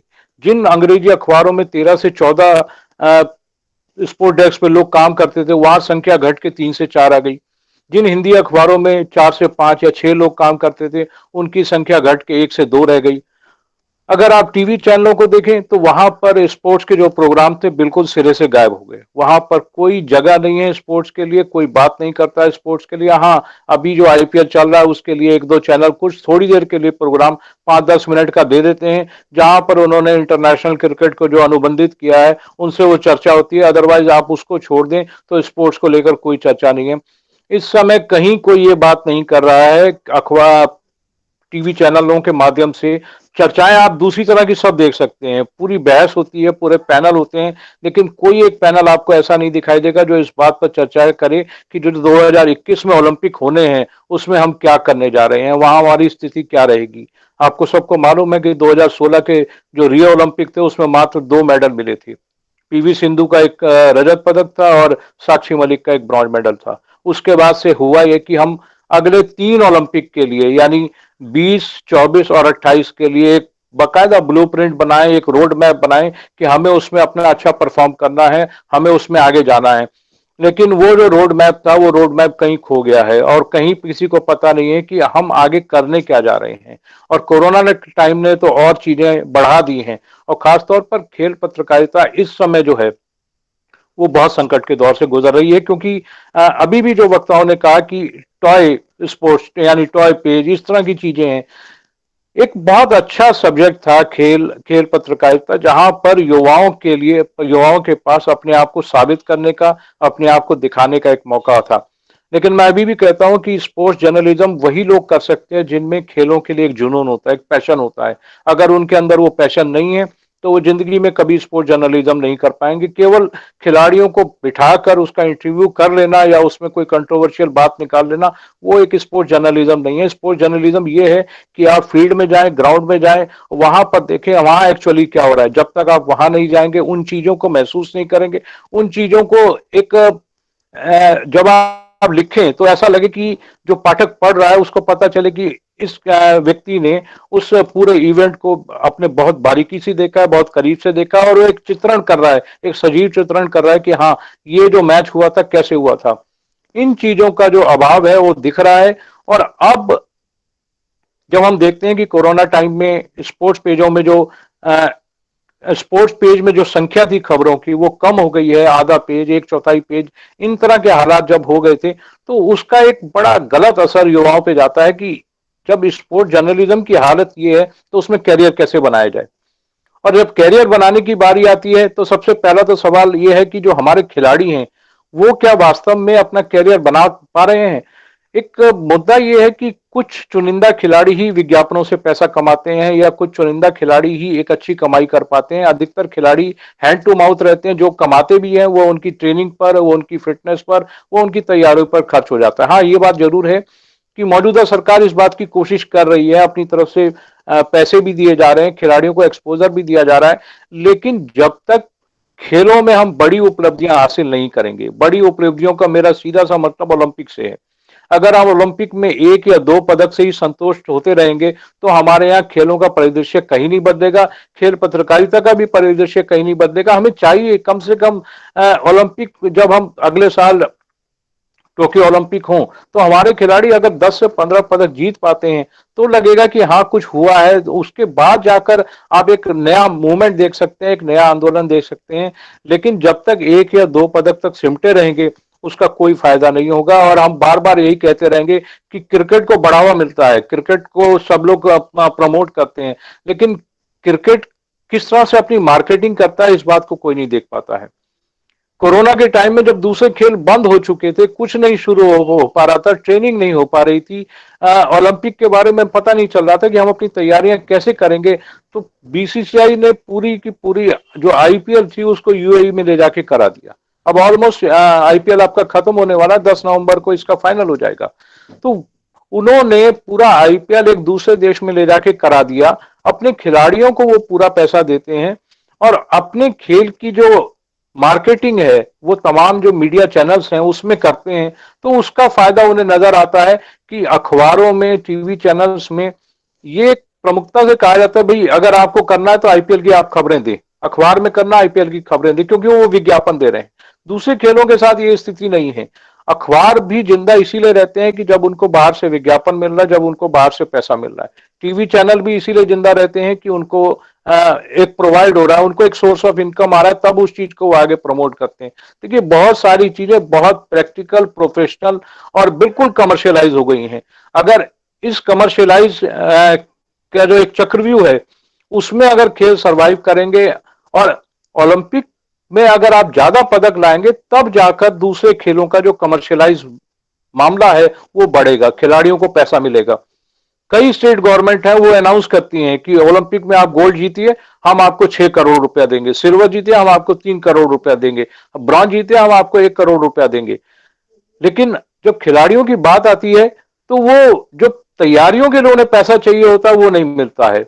आमतौर पर सरकारें भी ये जानती है कि ओलंपिक में गोल्ड जीतना भारतीय खिलाड़ियों के लिए मुश्किल है, लेकिन अनाउंस करने में क्या जाता है, आप 6 करोड़ रुपए अनाउंस कर दीजिए, खबर छप गई और पब्लिसिटी हो गई कि फला स्टेट गवर्नमेंट जो ओलंपिक में गोल्ड खिलाड़ी जीतेगा उसको 6 करोड़ रुपया देगी। लेकिन अगर ये 6 करोड़ रुपया या सिल्वर का 3 करोड़ रुपया या ब्रॉन्ज का 1 करोड़ रुपया अगर हम मिला ले 10 करोड़ रुपया हो जाता है। अगर हर साल खिलाड़ियों की तैयारियों पर भी खर्च करने लगे तो आपको पता लगेगा कि जो अगले ओलंपिक होंगे वहां हमारे खिलाड़ी 1-2 नहीं कम से कम 8, 10, 15, 20 पदक जीत पाएंगे। लेकिन ये सपना है। फुटबॉल की बात कर रहे थे सर कि हमारे पास वर्ल्ड कप में हमारी टीम क्वालिफाई क्यों नहीं कर पाती है। पीके बनर्जी साहब राष्ट्रीय टीम के हमारे कोच रहे थे और बहुत बड़े खिलाड़ी थे अपने समय के। एक बार मैंने उनसे पूछा कि इस तरह की चीजें होती हैं, हमारे पास एक टीम क्यों नहीं तैयार हो पाती है, क्योंकि उस समय इंग्लैंड के कोच बॉब हॉटन हमारी राष्ट्रीय टीम के कोच थे। उन्होंने कहा था कि वो यूरोप से जो भारतीय वहां रह रहे हैं वहां से उन खिलाड़ियों को चुन के लाएंगे जो इंडियन है और वहां फुटबॉल खेलते हैं, उनसे अपनी अपनी टीम तैयार करेंगे। तो पीके बनर्जी साहब का एक साफ कहना था कि देखिए जो भारत की जो जीन्स है, भारत का जो ग्रोथ है, भारत में जिस तरह के हम लोग हैं, हमारी जो कद काठी है, उससे हम 6 फुटे खिलाड़ी होने की उम्मीद नहीं कर सकते। हमें चाहिए कि जो हमारे पास अवेलेबल खिलाड़ी हैं उसमें हम टैलेंट को आगे कैसे बढ़ाएं। तो ये एक सवाल यही है कि हम अपने टैलेंट को आगे कैसे बढ़ाएं। और जब खेल पत्रकारिता की बारी आती है, अधिकतर जो लोग पहुंचते हैं स्पोर्ट्स में या अखबारों के पेजों पर या टीवी चैनलों में, उनका नजरिया ये होता है कि माइक पकड़ें और खिलाड़ी के सामने रखें और उससे सवाल पूछें कि आपने क्या किया, बस उस पर जो खिलाड़ी जवाब दे देगा वो खेल पत्रकारिता हो गई। ये एक सबसे बड़ा ड्रॉबैक है। किसी को भी स्पोर्ट्स जर्नलिज्म में आने के लिए कम से कम खेल की जो बारीकियां होती हैं उसको सीखना बहुत जरूरी है। आपको मालूम होनी चाहिए कि नियम कायदे क्या होते हैं, टेनिस में सेट कैसे जीता जाता है, टेनिस में मैच कैसे जीता जाता है। अगर आप क्रिकेट देखते हैं तो क्रिकेट के नियम क्या कहते हैं, टेनिस देखते हैं उसके नियम क्या कहते हैं, बैडमिंटन क्या है, और हॉकी में, क्योंकि हर साल नियम बदलते रहते हैं। खेलों को मार्केटिंग के हिसाब से तैयार करने के लिए नियमों में बदलाव किया जाता रहता है और आपको मालूम होना चाहिए कि जो मौजूदा नियम है वो क्या कहते हैं, खेलों को किस तरह से आगे बढ़ाया जा सकता है।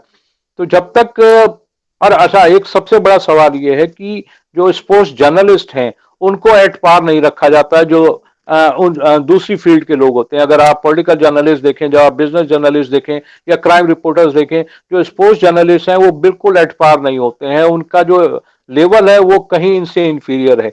जब तक आप अपने स्पोर्ट्स जर्नलिस्ट को, चाहे वो अखबार हो चाहे वो टीवी संस्थान हो, एक हैंडसम पेमेंट नहीं देंगे, आप उनको एक प्रॉपर जो एक सैलरी की डिमांड होती है वो नहीं देंगे, या आप उनको एक स्टाफ पूरा नहीं देंगे, क्या आप उम्मीद कर सकते हैं कि एक या दो आदमियों से अखबार का पेज निकाला जाए? उमेश राजपूत जिनका जिक्र अभी हुआ था, अच्छे अखबार में काम करते हैं, वहां उनके यहाँ एक अच्छी स्ट्रेंथ है, लेकिन दूसरे अखबारों को देखें तो वहां स्ट्रेंथ की बहुत कमी है। तो ये एक बहुत बड़ा ड्रॉबैक स्पोर्ट्स जर्नलिज्म के लिए है कि जिस पर हम बिल्कुल ध्यान नहीं दे रहे हैं। ध्यान कब दिया जाता है? जब 4 साल बाद ओलंपिक आते हैं, जब हमारा प्रदर्शन खराब होता है, तो अब एक बार शोर उठता है कि हमारा प्रदर्शन क्यों खराब हुआ, हम क्यों नहीं प्रमोट कर पाते हैं। लेकिन जैसे ही वो 1 महीने का फेस उसके बाद का गुजरता, हम भूल जाते हैं कि उसके बाद क्या हुआ, और फिर याद आता है जब अगले 4 साल बाद ओलंपिक होते हैं। तो ये जो चीजें हैं, अगर हम खेल पत्रकारिता को बढ़ावा देना चाहते हैं, उसको जीवंत रखना चाहते हैं, उसको जिंदा रखना चाहते हैं, तो बहुत जरूरी है कि जो वहां लोग काम कर रहे हैं उनको प्रॉपर सुविधाएं दी जाए, उनको वो सहूलियत दी जाए जो दूसरे फील्ड के लोगों को मिलती है, एक उनको स्टेटस दिया जाए। खाली ये नहीं कि वो खेल संवाददाता है, क्रिकेट मैच कवर करने जा रहा है। मैंने बहुत बार देखा है कि अगर आप दिल्ली में मान लीजिए आईपीएल मैच होता था, तो हमारे पास बड़े लोग आते थे, भाई आईपीएल मैच का पास दिला दो, एक आईपीएल मैच का पास दिला दो। लेकिन मजा तब आता था कि अगर उनसे ये कहें कि भाई फुटबॉल मैच का आप पास ले सकते हो, कुश्ती का मैच का पास लेते हैं, नहीं नहीं नहीं, हमें आप आईपीएल मैच का पास दिलाओ। तो ये ग्लैमर केवल क्रिकेट तक के लिए सीमित है, दूसरे खेलों तक में ये ग्लैमर नहीं है, और इन चीजों को बदलने की जरूरत है। और खेल जो पत्रकारिता है उसको एक अच्छा स्थान देने की जरूरत है। हम एक उसको औपचारिकता मत समझें कि आखिरी के पन्नों पर उसको एक जगह दे दी गई है। अगर हम उसको थोड़ा प्रोमिनेंस देंगे, उसको एक स्पेस देंगे, हिंदी अखबार जब तक 1 पेज से बढ़कर 2 पेज नहीं पहुंचेंगे, अंग्रेजी अखबार तो खैर 3 से 4 पेज में चल जाते हैं, लेकिन कोरोना काल में वो भी 1 पेज में सिमट गए थे। जब तक इन चीजों में बदलाव नहीं होगा, खेल पत्रकारिता अपनी जगह से तरक्की नहीं कर पाएगी, और हम वहीं पर खड़े रह जाएंगे जहां आज से अब थे। अगर आज से 5 साल बाद भी इस तरह का वेबिनार होगा तो भी ये स्थिति होगी कि खेल पत्रकारिता वहीं थी जहां ठहरी हुई है। 2030 में अगर हम बात करेंगे तो भी ये स्थिति होगी। जब तक हम इस चीज में सुधार नहीं करेंगे तब तक हम वहीं खड़े रह जाएंगे, 1 या 2 पदकों पर। खेल पत्रकारिता की जो मौजूदा स्थिति है वो वैसी ही बनी रहेगी।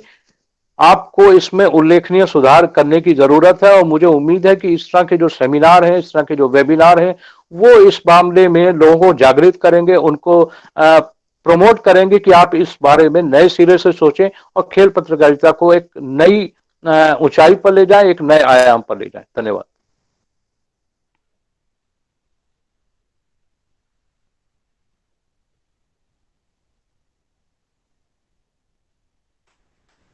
धन्यवाद राजेश जी। बिल्कुल समय में अपनी बात आपने पूरी की, और साथ ही जो मुख्य बिंदु जिस पर आपने प्रकाश डाला वो ये कि हर बार ऐसा ही क्यों होता है कि जब स्थिति आपके सामने आती है तब आप उस पर विचार करना प्रारंभ करते हैं। कुछ समय के लिए उस पर कार्य होता है, और उसके बाद जैसे ही वो स्थिति आपके हाथों में कंट्रोल्ड फॉर्म में लगती है, उस समय तक सोचने के बाद आप उसे पुनः भूल जाते हैं। बहुत ही अच्छा विषय आपने उठाया कि आज हम जिस बारे में बात कर रहे हैं, ऐसा ना हो कि पुनः कभी ऐसी कोई स्थिति हो तो फिर इन्हीं मुद्दों पर चर्चा कर रहे हो, वरन इसकी जगह ऐसा कुछ होना चाहिए कि आज अगर हम किसी चीज के लिए जागरूक हो चुके हैं तो उसे हम किस तरह से एक ऐसे धागे में पिरो लें कि इससे ऊपर उठ करके नई किसी स्थिति पर विचार विमर्श हो और सकारात्मक स्थिति पर विचार विमर्श हो। बहुत ही सुंदर तरीके से आपने अपनी बात को रखा, और प्रभावी तरीके से इसलिए कहूंगी क्योंकि आपने साथ में बहुत फेयर वे में आपने सारे प्रॉब्लम्स, जैसे डॉक्टर स्मृति पाधी ने भी कहा कि क्या क्या चैलेंजेस हैं जो ग्राउंड पर पहुंच करके जो स्पोर्ट्स जर्नलिस्ट हैं उन्हें फेस करने पड़ते हैं, प्लेयर्स को फेस करने पड़ते हैं, सिस्टम के सामने आकर के रुकावटें आ जाती हैं, कैसे उन चीजों को आपको स्ट्रगल करके और आगे बढ़ना होता है, किस तरह से चीजें आपकी सीमित होती जा रही हैं कि 1 या 2 पेज ही क्यों और कुछ क्यों नहीं। बहुत अच्छे अच्छे बिंदु हमारे सारे वक्ताओं ने रखे, राजेश जी ने। आशीष जी ने, डॉक्टर स्मृति पाधी ने। इसी श्रृंखला में आपका आभार व्यक्त करती हूँ डॉक्टर राजेश जी, बहुत अच्छे वक्तव्य के साथ, अच्छे विचारों के साथ आपने अपनी वाणी को विराम दिया और समय के अंदर सारी बात कही, आपका आभार। इसी श्रृंखला में आगे मैं आमंत्रित करना चाहूंगी हमारी अगली वक्ता को, जो ऑलरेडी अभी किसी और मीटिंग में भी थी, अब हमारे साथ जुड़ने वाले हैं doctor Smita. Fortunately we have both the names similar kind. Doctor Smriti हम उन्हें सुन चुके हैं, अब हम डॉक्टर स्मिता को सुनने का हमें अवसर प्राप्त हो रहा है। So I would like to talk about doctor Smita. Doctor Smita Mishra Delhi विश्वविद्यालय के श्री गुरु तेग बहादुर खालसा कॉलेज में हिंदी विभाग में एसोसिएट प्रोफेसर के रूप में कार्य कर रही हैं। वे इस कॉलेज में वेब जर्नलिज्म और स्पोर्ट्स इकोनॉमिक्स एंड मार्केटिंग विषयक पाठ्यक्रमों की समन्वयक भी हैं। Doctor Mishra Delhi journalist association और इंडियन वुमेन प्रेस क्लब की सदस्य भी हैं। भारत में खेलों में महिलाओं की अवधारणा पर आधारित एक इनोवेटिव रिसर्च प्रोजेक्ट में वे प्रिंसिपल इन्वेस्टिगेटर भी रह चुकी हैं। इसके अतिरिक्त भी कई शोध परियोजनाओं पर आप काम कर चुकी हैं जो खेलों से जुड़े हुए हैं। डॉक्टर मिश्रा के प्रमुख प्रकाशनों में मीडिया, एक अंतर यात्रा, साहित्य और समाज विविध समय संदर्भ, इलेक्ट्रॉनिक मीडिया बदलते आयाम, ओलंपिक के महानायक, भारतीय गांव, बदलते संदर्भ आदि इनकी प्रमुख प्रकाशित पुस्तकें हैं। इलेक्ट्रॉनिक मीडिया बदलते आयाम पुस्तक पर वर्ष 2009 का भारत सरकार के सूचना एवं प्रसारण मंत्रालय का भारतेंदु पुरस्कार भी आपको मिल चुका है। इसके अतिरिक्त स्पोर्ट्स एंड वुमेन विषय पर एक रिसर्च डॉक्यूमेंट्री को लाडली मीडिया एंड एडवर्टाइजिंग अवार्ड से भी सम्मानित किया गया है। स्पोर्ट्स क्रीडा नामक एक द्विभाषीय मासिक स्पोर्ट्स टैबलेट न्यूज़पेपर का संपादन भी आप कर रही हैं। डॉक्टर मिश्रा पहली महिला खेल संपादक के रूप में लिम्का बुक ऑफ रिकॉर्ड्स में अपना नाम दर्ज करा चुकी हैं। वर्ष 2005 में ICSR की ओर से विदेशों में हिंदी के प्रचार प्रसार के लिए आपका चयन हुआ था। इसके अतिरिक्त भी अनेक प्रतिष्ठित संस्थाओं द्वारा पुरस्कृत हो चुकी हैं आप। लंदन सहित दुनिया के अनेक हिस्सों में आयोजित विश्व हिंदी सम्मेलनों में भी आप अपनी सहभागिता दर्ज करा चुकी हैं। अनेक प्रमुख, आखिरी पंक्ति रह गई मैडम, काफी है, मैं बात शुरू कर सकती हूँ लेकिन बहुत हाँ, बिल्कुल आप शुरू कर दीजिए। आपका स्वागत करती हूँ। गुरुवर को प्रणाम और सभी साथियों को नमस्ते। मेरे विद्यार्थियों को स्नेह। चूंकि मेरे जो विषय है वो है खेल पत्रकारिता का बदलता परिदृश्य। मैं थोड़ा सा बात करूंगी मैं। तो जैसा कि राजेश जी ने कहा कि इतिहास वगैरह पे बात हो चुकी है, लेकिन मुझे लगता है चूंकि विद्यार्थी भी हैं तो मैं थोड़ा सा बहुत एक अगर तेजी से बात करूं, क्योंकि उस संदर्भ में हमें पत्रकारिता कैसे बदली है उसको समझने में हमें थोड़ी आसानी होगी। हम जितने भी पत्रकारिता से जुड़े हुए लोग हैं उन्हें अंदाजा है कि सूचना संग्रह, सूचना निर्मित और सूचना वितरण, यानी कि जो एक न्यूज़ की जो गैदरिंग है, न्यूज़ की जो मेकिंग है और न्यूज़ का जो डिसेमिनेशन है, मूलतः यही एक प्रक्रिया होती है। यही प्रक्रिया है सामने, जिसमें हम ये देखते हैं कि खेल पत्रकारिता में या एक सामान्य पत्रकारिता में भी किस तरह से बदलाव आता चला गया है।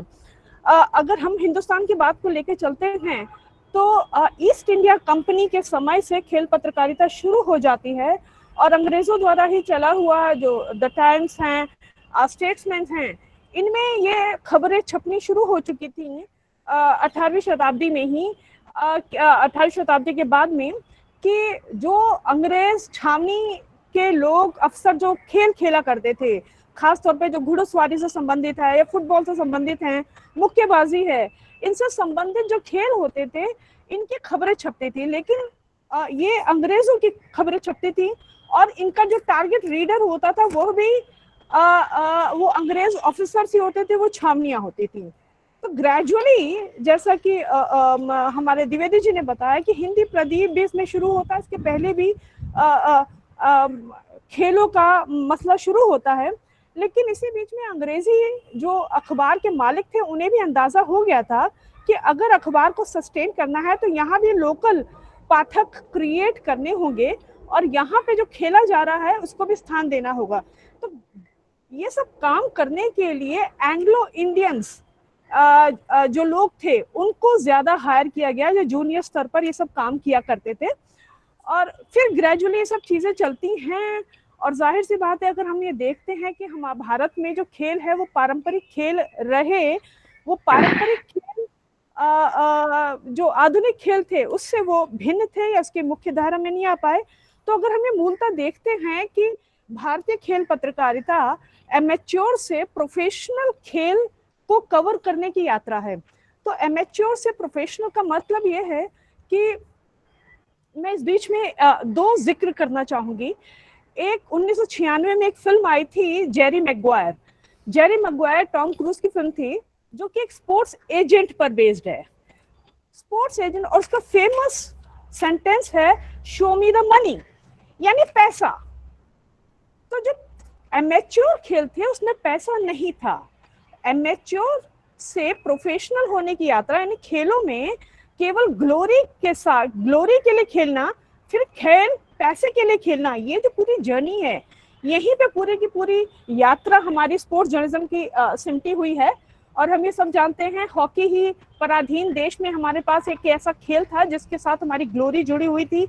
8 बार हम स्वर्ण पदक विजेता रहे हैं। हॉकी के बाद, आज़ादी के बाद हमारे भारतीय अखबारों में चीज़ें शुरू होती हैं। लेकिन सबसे बड़ा जो एक प्रिंट जो पत्रकारिता थी, प्रिंट पत्रकारिता क्या कर, वो खेल पर फोकस करती थी। खेल के मैदान के भीतर जो कुछ घटित हो रहा है उसको वो कवर करती थी। लेकिन ग्रेजुअली क्या होता है कि वो खेल के मैदान के भीतर जो कुछ घटित हो रहा है उससे ज्यादा महत्वपूर्ण हो गया खेल के मैदान के बाहर क्या घटित हो रहा है। यानी खिलाड़ी अब खेल से नहीं बल्कि इतर कारणों के कारण, चाहे अखबार हो या टीवी हो, उसमें ज्यादा आ रहा है। तो ये कुछ चेंज आता है। एक दूसरा पड़ाव चेंज आता है टेलीवाइज्ड स्पोर्ट्स के कारण। टेलीविजन जहां पर आता है, 1936 के बर्लिन ओलंपिक में पहली बार लाइव ये टेलीविजन का प्रयोग किया गया था। और 1936 के बाद अगर हम कहें तो पूरा सक्सेसफुल 1948 के लंदन ओलंपिक में हुआ। तो हम ये देखते हैं कि टेलीविजन के आगमन से जो एक स्थानीय घटना होती है, खेल एक जगह पे खेला जाता है तो वो एक स्थानीय घटना हो गई, यानी उस मैदान पे के सामने जो मौजूद दर्शक है केवल वही उसे देख रहा है।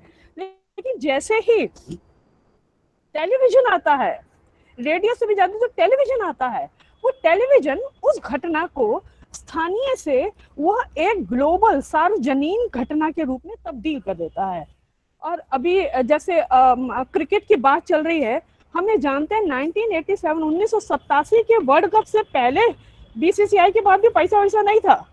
1975 में जब हमारी वर्ल्ड कप टीम जीत करके आई थी तो सम्मान करने के लिए हमारे पास पैसा नहीं था। लता मंगेशकर जी ने 1 लाख रुपए दिया था। तो खेल में क्रिकेट में पैसा भी जगमोहन डालमिया लेके आए 1927 के रिलायंस वर्ल्ड कप में। तो क्रिकेट में भी पैसा बहुत बाद में आया। इसी बीच में 1972 में एक घटना वैश्विक रूप से होती है, द बैटल ऑफ सेक्सेस। ये बहुत इंपॉर्टेंट है। The battle of sexes, Billie Jean King जो विंबलडन चैंपियन रही हैं, और बॉबी रिग्स जो एक वेटरन टेनिस प्लेयर थे, मेल और फीमेल, यानी द बैटल ऑफ सेक्सेस का जो मैच है, ये मैच किया गया और इसका लाइव प्रसारण किया गया। कई मिलियन लोगों ने अक्रॉस द ग्लोब इस मैच को देखा और इतना फायदा हुआ इसमें पैसे में कि इसके बाद इसकी कई सीरीज चलाई गई बैटल ऑफ सेक्सेस की। ये सारी चीजें क्या थी? ये सारी चीजें वो थी जो खेल के मैदान में जो घटना घटित हो रही है उस एक्शन को एक उत्पाद में बदलने का सारा प्रयास शुरू हुआ, यानी कमोडिटी के तौर पर।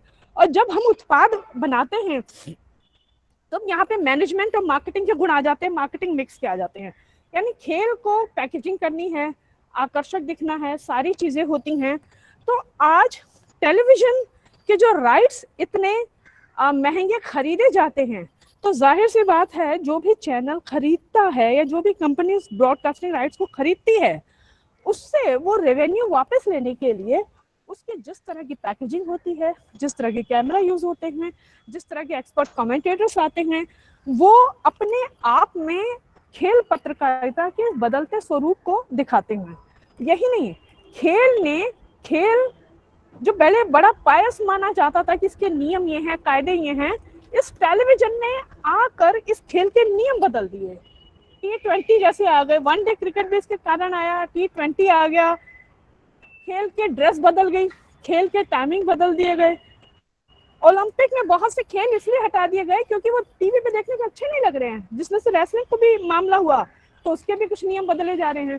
तो इस तरह से जो पूरी जो प्रोसेस है, पूरी जो कवायद है, वो टेलीविजन के हिसाब से बदलने लगी। और जाहिर सी बात है कि कोई भी क्रिकेट, उसमें एक सबसे जो बीसीसीआई है वो सबसे ज्यादा प्रोफेशनल निकली और दुनिया की सबसे अमीर खेल संस्थाओं के रूप में उसकी शुमारी होती है। और दूसरे जो खेल थे हमारे भारत के, जो दूसरे खेल हैं, वो खेल इसमें कहीं ना कहीं पिछड़ गए, जिसमें उमेश राजपूत या राजेश राय जी भी शायद कहीं खड़े होते हैं कटघरे में कि वे उन खबरों को शायद उतनी तवज्जो नहीं दे पाते जो अदर देन क्रिकेट होते हैं। उसके पीछे उनके पास भी दबाव है, उन पर भी दबाव है, उस बाजार का दबाव है जो कंटेंट पर कंट्रोल कर रहा है, तो उन पर भी दबाव है। लेकिन ये बात सही थी कि जितना प्रोफेशनल बीसीसीआई है वो अपने को इस कोरोना टाइम में भी वह स्टेटस को एक्सेप्ट नहीं कर रहा है। उसको आईपीएल करना है क्योंकि आईपीएल में इतना पैसा लगा हुआ है, तो उसने इसको वे आउट निकालने की कोशिश कर रहे हैं। जबकि दूसरे खेलों के जो फेडरेशंस हैं वो आपसे खींचतान और झगड़ों में ही लगे हुए हैं और एक एक खेल की तमाम फेडरेशंस बना रखी हैं। जिम्नास्टिक जैसे खेल की ऐसी की तैसी हो रखी है, दीपा कर्माकर जिसमें देश का गौरव स्थापित करती हैं, आज वो तमाम खिलाड़ी उसमें जिम्नास्टिक में बैठे हुए हैं, उन्हें पता ही नहीं है कि कौन सा धड़ा काम कर रहा है। पिछले कई सालों से नेशनल चैंपियनशिप नहीं हुई है, सब सरकारी और सारे उस मसलों पर है। तो कहीं ना कहीं क्रिकेट से इतर जो दूसरे खेल हैं उनकी ये भी कमी है कि वो आपसे खींचतान और मारधाड़ इन सब चीजों में लगी हुई है। डिजिटल मीडिया के आ जाने से जो सूचना जो आपका सूचना संग्रह, सूचना निर्मित और सूचना वितरण, इसमें जमीन आसमान का फर्क आ गया कि अब संवाददाता को जगह जगह जा करके आपको खबर नहीं उठानी है। हर एक खिलाड़ी का सोशल मीडिया अकाउंट एक्टिव है, ट्विटर है, फेसबुक है, वहां से बहुत सारी चीजें मिल जाती हैं, वहां से बयान मिल जाते हैं। आप निर्मित करते हैं, बनाते हैं, आज की तारीख में आपके सबके पास एंड्रॉयड या स्मार्टफोन है, आपने लिया, कैप्चर किया और सब चीजें डिसैमिनेट कर दी, आपने अपने ग्रुप्स में दे दिया। तो यानी कि जो आमूलचूल परिवर्तन आ गया है जी, मुझे लगता है कि समय हो गया शायद जी। ओके, तो मैं अच्छा दूसरी एक चीज कह के मैं इस पर बात खत्म करूंगी कि विमेन की एंट्री हो गई। विमेन यानी जो प्रेस क्लब होते थे स्पोर्ट्स स्टेडियम में, जो प्रेस एरिया होता था वो मेल क्लब होता था पहले, है ना। अगर मैं अपनी ही बात करूं, जब शुरुआत में मैं स्टेडियम में जाती थी, हैदराबाद से मैंने स्टार्ट किया था अपना करियर, तो हैदराबाद में जब मैं लाल बहादुर शास्त्री स्टेडियम में जाते थे तो वहाँ पे ज्यादा सारे मेल ही रिपोर्टर होते थे जो कुर्सियों पर पैर फैला करके बैठे होते थे, अपने ढंग से कैजुअल बैठे होते थे। तो वहां जाके जगह बनाना और अपनी बात कहना, वो भी बड़ी एक मुझे लगता है कि वो एक स्टार्टिंग की जो विमेन जर्नलिस्ट रही होंगी उनके लिए एक दिक्कतें रही होंगी। तो लेकिन अब हम ये देख रहे हैं कि तमाम विमेन जर्नलिस्ट जो हैं वो इसमें आ रही हैं, कमेंटेटर्स आ रही हैं, सोशल मीडिया पे, वेबसाइट्स पे, पोर्टल पे तमाम महिलाओं का आगमन हो रहा है। और कोरोना हमेशा कोरोना नहीं रहेगा, लेकिन हर समय जो है वो अपने को चेंज करता है। तो जाहिर सी बात है कॉन्टैक्ट खेल जो है उनके लिए जरूर एक दिक्कत है कि वो स्विमिंग है या जूडो है, क्या ये कैसे मास्क लगा के कैसे क्या करेंगे। तो इस पर भी जाहिर सी बात है कोई वे आउट जरूर से निकलेगा।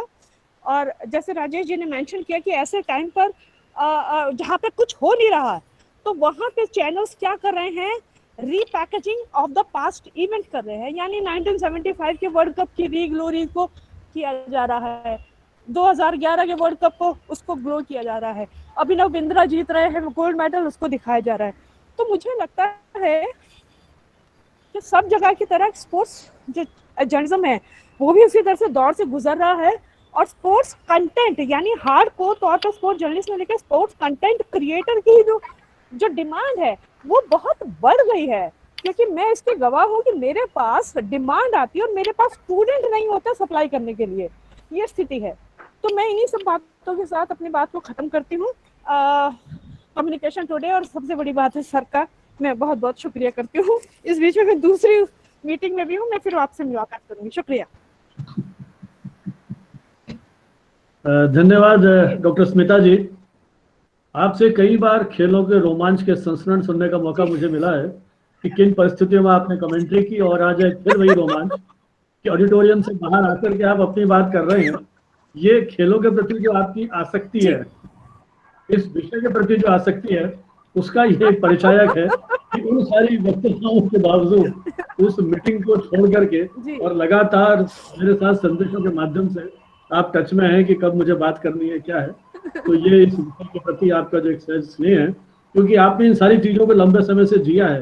करीब 20-22 साल से तो मैं स्वयं देख सुन रहा हूँ कि किस तरह से आपने इस नए क्षेत्र में सर दरअसल क्या है, दरअसल मैं खिलाड़ी भी रही हूँ। मैं 5वीं क्लास से तो मैं बास्केटबॉल की नेशनल प्लेयर भी रही हूँ, नेटबॉल की इंडियन प्लेयर रही हूँ, और उसके बाद फिर मैं स्पोर्ट्स जर्नलिज्म में आई और अब मैं स्पोर्ट्स के कोर्स को क्योंकि अपने कॉलेज में लेके आई हूँ, तो मैंने हर पहलू को, स्पोर्ट्स के हर पहलू को देखा है।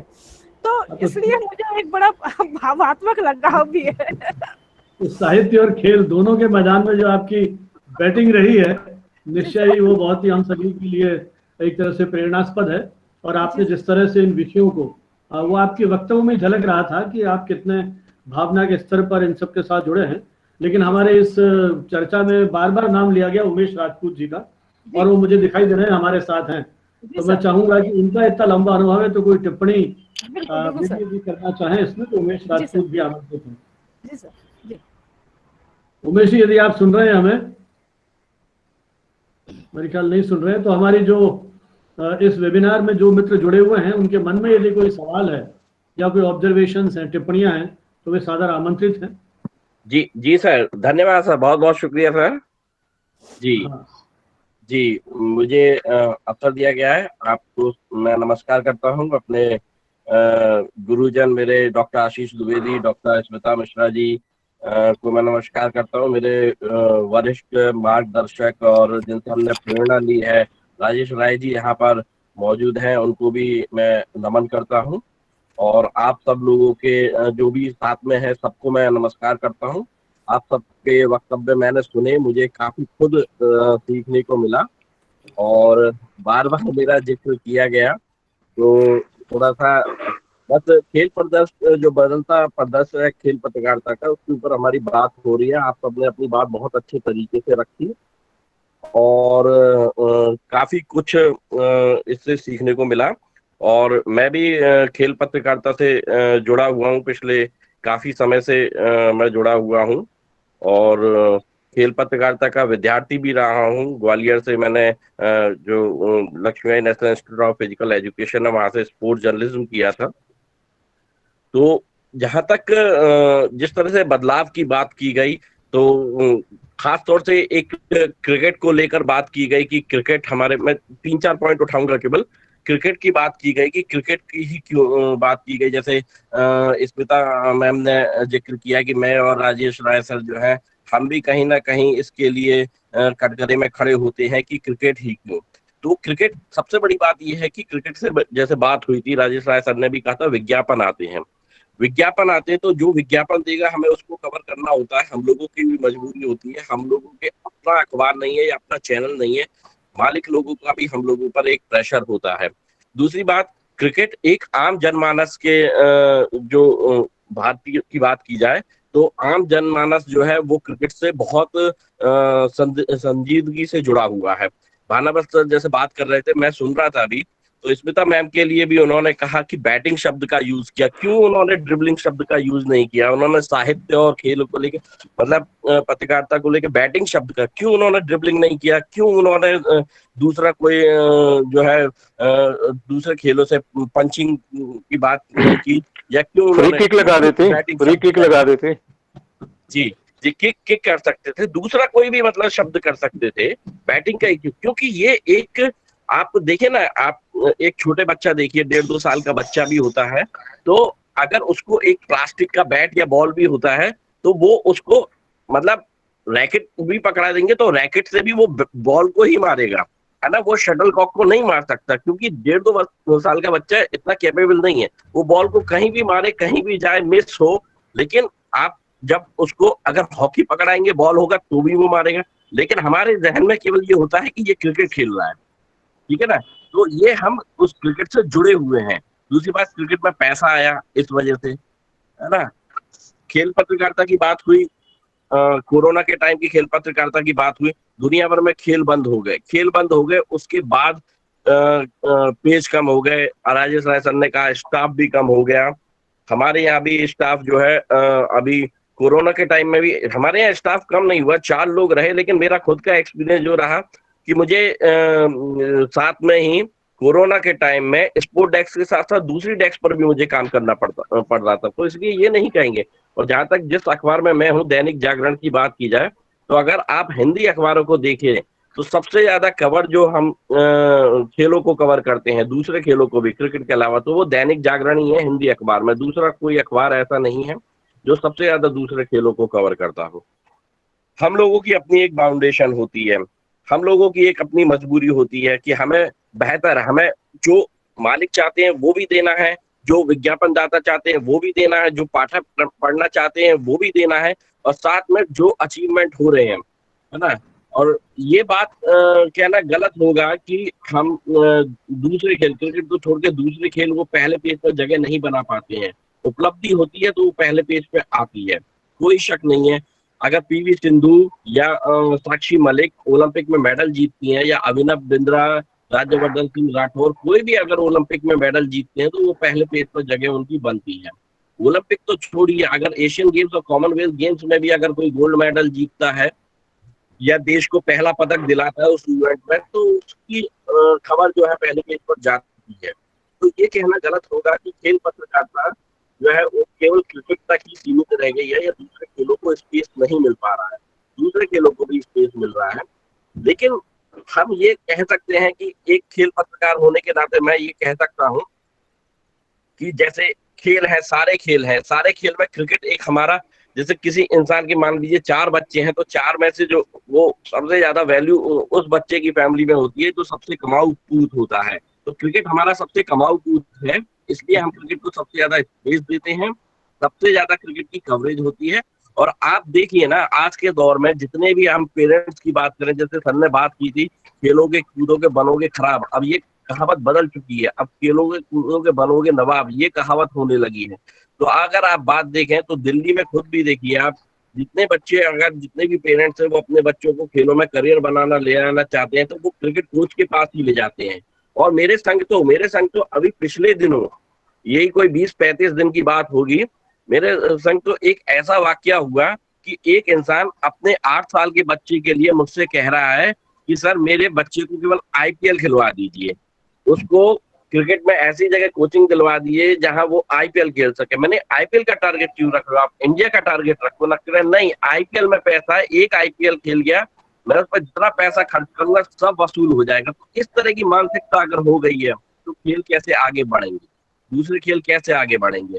तो ये आम लोगों की भी जिम्मेदारी है, गवर्नमेंट को भी इस और पहल करनी चाहिए, क्योंकि एक जैसे जीन्स की बात हुई, हमारे जीन्स में स्पोर्ट्स नहीं है, लेकिन हमारे जीन्स में स्पोर्ट्स इस वजह से नहीं है क्योंकि हमारे जीन्स में दूसरी चीजें, हम बचपन से ही बच्चों को दूसरी चीज, हमने पढ़ाई की ओर पुश कर दिया, दूसरे नर्सरी से एलकेजी से हम बच्चे को पढ़ो पढ़ो पढ़ो। फेल होता है बच्चा, कम नंबर आते हैं तो हम कहते हैं कि देखो उसके ज्यादा परसेंट आए, तुम्हारे कम परसेंट आए, तुम फेल हो रहे हो। सबको हम स्पोर्ट्स में तो ले ही नहीं जाते हैं। जो स्पोर्ट्स में जाना भी चाहते हैं उनको कहते हैं नहीं, पहले अपनी पढ़ाई पर ध्यान दो। क्यों ना कहें कि बेटा आप स्पोर्ट्स में अच्छा करो, पढ़ाई में करो नहीं करो कोई इशू नहीं है, आप स्पोर्ट्स में अच्छा करो, आप स्पोर्ट अच्छे खिलाड़ी बनो, ठीक है। पैसा मायने नहीं रखता, आप कोई हॉकी खेलने ले जाइए, किसी को क्रिकेट खेलने ले जाइए, जिस बच्चे की जिसमें रुचि है, टेनिस में ले जाइए, बैडमिंटन में, कुछ नहीं है आपके पास, कुश्ती में लेके जाइए, आप कबड्डी में लेकर जाइए, तो जब तक हम बच्चों के अंदर ये कल्चर नहीं डालेंगे, स्पोर्ट्स का कल्चर, हमारा देश स्पोर्ट्समैन वाला देश नहीं बनेगा। हम बस दूसरों के खेलों पर ताली बजाते रह जाएंगे, दूसरी की उपलब्धि पर वाह वाह करते रह जाएंगे, हम अपने यहाँ खिलाड़ी पैदा नहीं कर पाएंगे। फिर हम इसी बात का रोना रहता है, रोते रहेंगे क्यों माइकल फेल्प्स इतने गोल्ड जीत पा रहा है ना, क्यों उसेन बोल्ट इतने मेडल जीत जाता है, हम क्यों नहीं जीत पाते। या हम अपने ओलंपिक का जो स्वर्णिम हमारा हॉकी का इतिहास रहा है, बस एक उसी पर गर्व करते रह जाएंगे। 1980 में हमने आखिरी ओलंपिक पदक जीता था, स्वर्ण पदक जीता था। 40 साल करीब हो गए, 40 साल। 1979 में मेजर ध्यानचंद का निधन हो गया था, करीब उनको भी 41 साल होने को है। 41 साल, 40 साल हो गए, उसके बाद हॉकी में दूसरा पदक नहीं आया। कहा गया कि एस्ट्रोटर्फ आ गई, खेल बदल गया। तो कितने कितने साल लगते हैं किसी भी दूसरे हम मैदान को सीखने में या हमें पारंगत होने में, उसमें कितनी पीढ़ियां लगती हैं। 40 साल का मतलब आपने चार पांच पीढ़ी स्पोर्ट्स में आपने खपा दी, जो है 3-4 पीढ़ी आपने उसमें स्पोर्ट्स में खपा दी, लेकिन वो आगे नहीं बढ़ पा रहे हैं। राजेश राय सर ने बात की कि स्पोर्ट जर्नलिस्ट की भी बात की राजेश राय सर ने, कि वो अब ग्राउंड पे जाना पसंद नहीं करते हैं, देखना पसंद नहीं करते हैं।